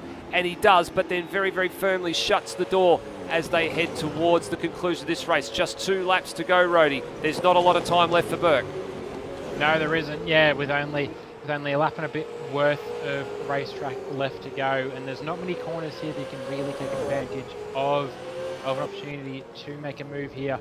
So he's got a run down. I believe he's coming through the pole now. He's going to have another lap and a corner left to go. He does. So again, Burke, good drive out of the cold corner. That's the best drive he's had out so far. This is the closest he's been to the rear wing. Foley moves it over just to discourage the pass at turn 7. Burke says, I'm coming through, and Foley has to give him some room again. Closes it down late as the gap disappears. Now Burke's got to get a good run off the final corner. This will probably be his second last shot at getting past the 074. Foley stays on line, and Burke has to come back through and stay on line too. So that leaves it up to the final corner for probably what would be the last minute lunge. We pick up our race leader. He stays perfect for the moment with all 9 race wins that sits right now. Is anybody going to be able to stop him? No mistake at the final corner on a final lap this time around. Salutes again, maximum points, maximum poles, and he continues on his merry way. This time, Redmond a little bit closer, but still about 8 seconds adrift. And that is the best that he could muster after a fantastic start. And what a moment this is. Lockie Lock, take a bow. You are a Supercars podium sitter, finally, in ASR Supercars. Well done, young man. Great drive and very well deserved for a great performance all night long. Very, very well deserved. And Foley outlasts Burke. Yeah, I just got back into the right time there to catch the end of that, and I was kind of surprised. It was an interesting dilemma that I was having in my head, which is like was the John McDonald is in a pixel car, so he can potentially maybe not interfere, but he can influence it. But he's also a PBF driver, so if he does, he's going to lose his seat. So how much of that was weighing up in his head at the time, I don't know. But no, strong driver from following the end to deal with I think all three of the four pixel cars in the end to come home in fourth place ahead of Lockie Berkey in fifth. Brendan Ross home in sixth. Actually, that's a good performance for him as well. Certainly is. And then this one as well, Kai Jones picked up an extra spot late in that race. There was a mistake for Igmanis on the final lap at first turn, and Jones pounced. So he's up to 7th place. So that's an outstanding second race for Kai Jones. So 8th for Igmanis after some mistake-riddled race there, and also the bit of contact. Boak 9th, so he'll be pretty happy. PBF Motorsport getting a 9th place in the top 10 finish, and then Zach Brown, a top 10 finish for him as well. Rutledge just didn't quite have enough to really hang on to the edge of the top 10 there. He was about 9/10 of a second behind Brown for the final spot inside the 10. Then the rest of them, Bailey Hall and Daniel Cox. Noah Turra's drive-through penalty ended up finishing with the 14th finishing position for him. Rapp's hard tyre stop on lap 1 got him a 15th place finish ahead of Warwick, Grossel, Thrower, McDonald. Wedding in 20th. How many times have we called that before? That'd be extremely rare for him. And then Snipes and Cheese, the last two finishes. Murrell out after 23 laps, and Higginson finally retired after 17. Wow. Hey, and there you go. What a great night of racing. 2 brand new podium sitters in ASR Supercars over the 2 races tonight.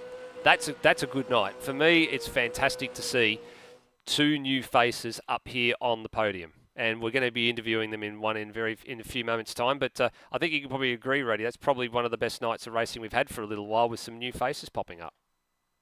Absolutely, yeah. It's always a nice change, and I mean, I've been very much on the field, just generally. I'm very much the underdog guy. I'm very much, as soon as the team starts, I'm sort of the inverse, I suppose, of a fair weather supporter, where people jump on us and the team is doing well. As soon as the team is doing well, comfortably well, I'll go and find a new team to support, because it's no fun while always winning.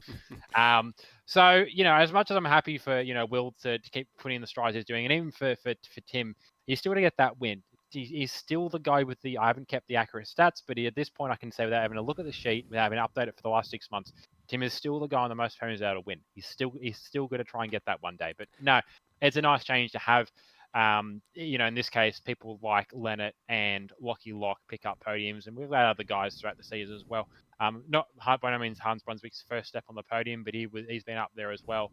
And I think we've had Rossi jump back in as well, and he's by no means a stranger to the podium. He's just an old friend to the podium that hasn't seen it in a few years. So, yeah, some really good racing that we're seeing tonight. It certainly is. Well, let's start with our third place man. Why not? It's an early birthday present for him, according to the message that he's put in the chat. So, what a moment!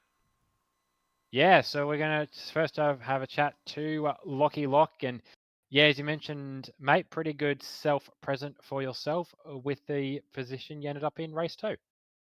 Oh yeah, that was a great race.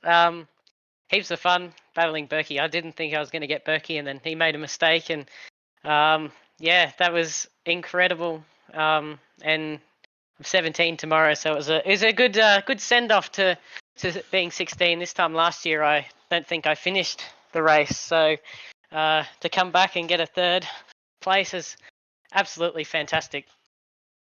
Absolutely. Well, you've showing good pace all year with the team at Amped Up Racing, and obviously Noah's been pulling in some strong results as well. It's your first time in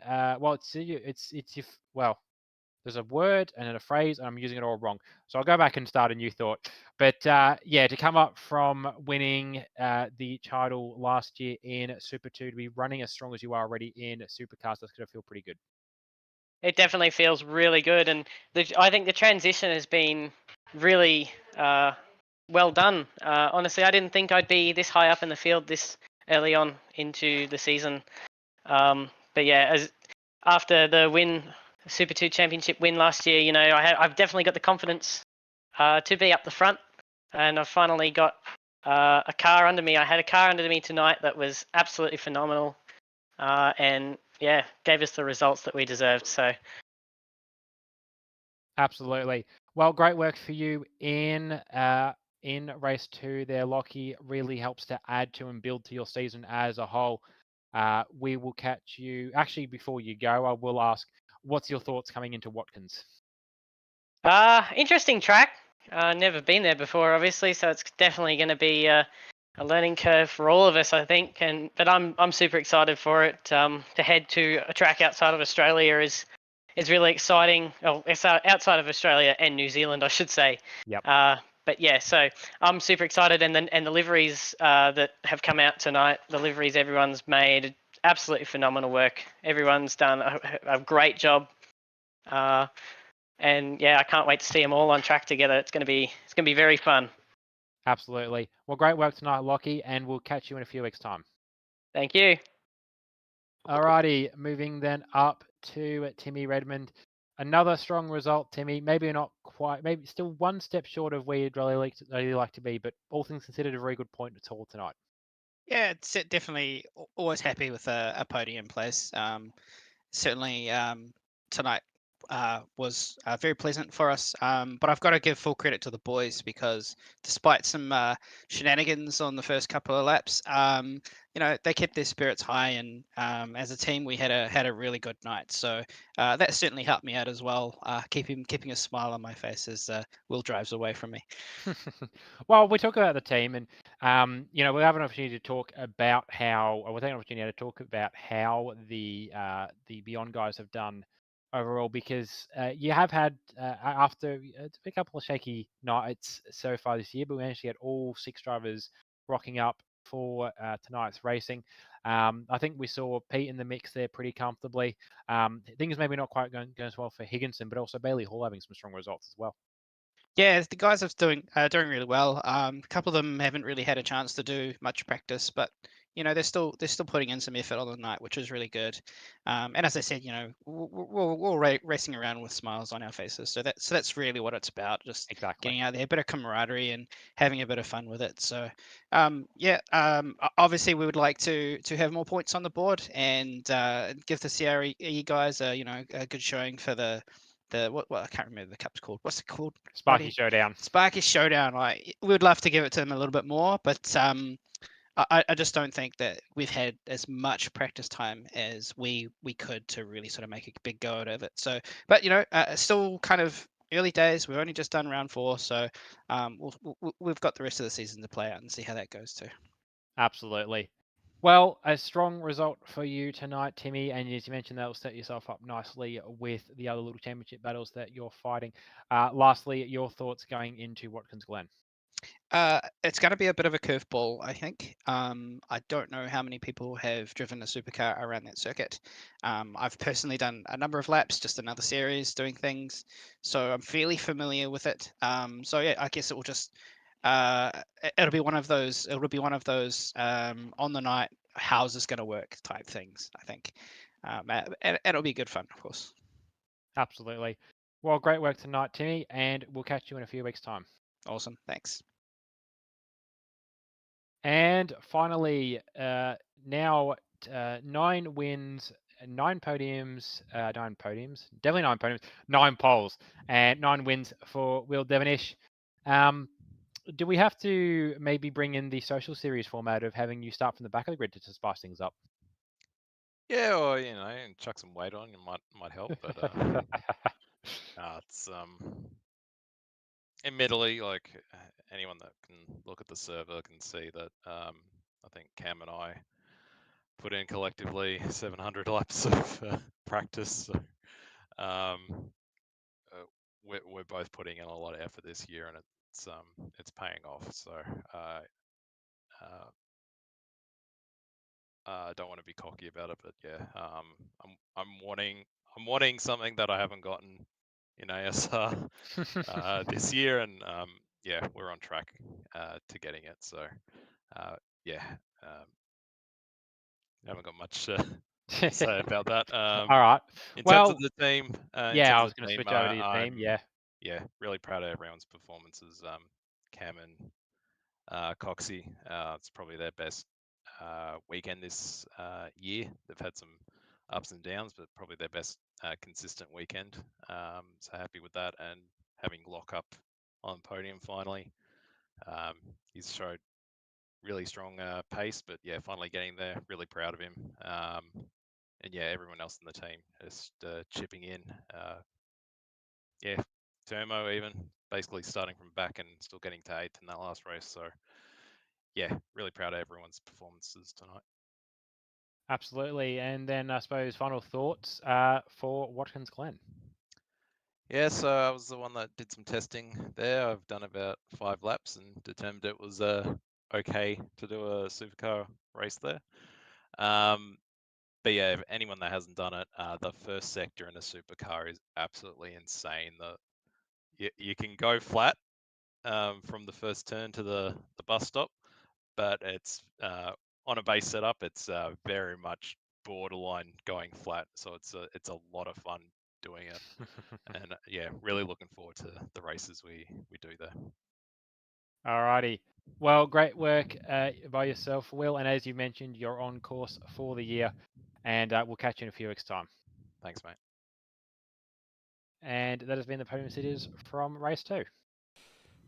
Thanks very much, Rody, as always. And yeah, the bit that Will mentioned there is that, you know, he's been wanting something that he's been chasing for, you know, the last 5 seasons in supercars, and, you know, he's been slowly getting closer and closer and closer, but there's always been something that's been in the way. And I guess that's the bit for him, isn't it? It's trying to get that last bit. You know, it's like we talked about earlier when we were reminiscing in the livery situation with Will channeling his inner intimidator, Dale Earnhardt Sr., when we get to Watkins Glen. And that was the thing with the Intimidator. He had tried for years and years and years to win the Daytona 500 ever since he started in NASCAR in 1975.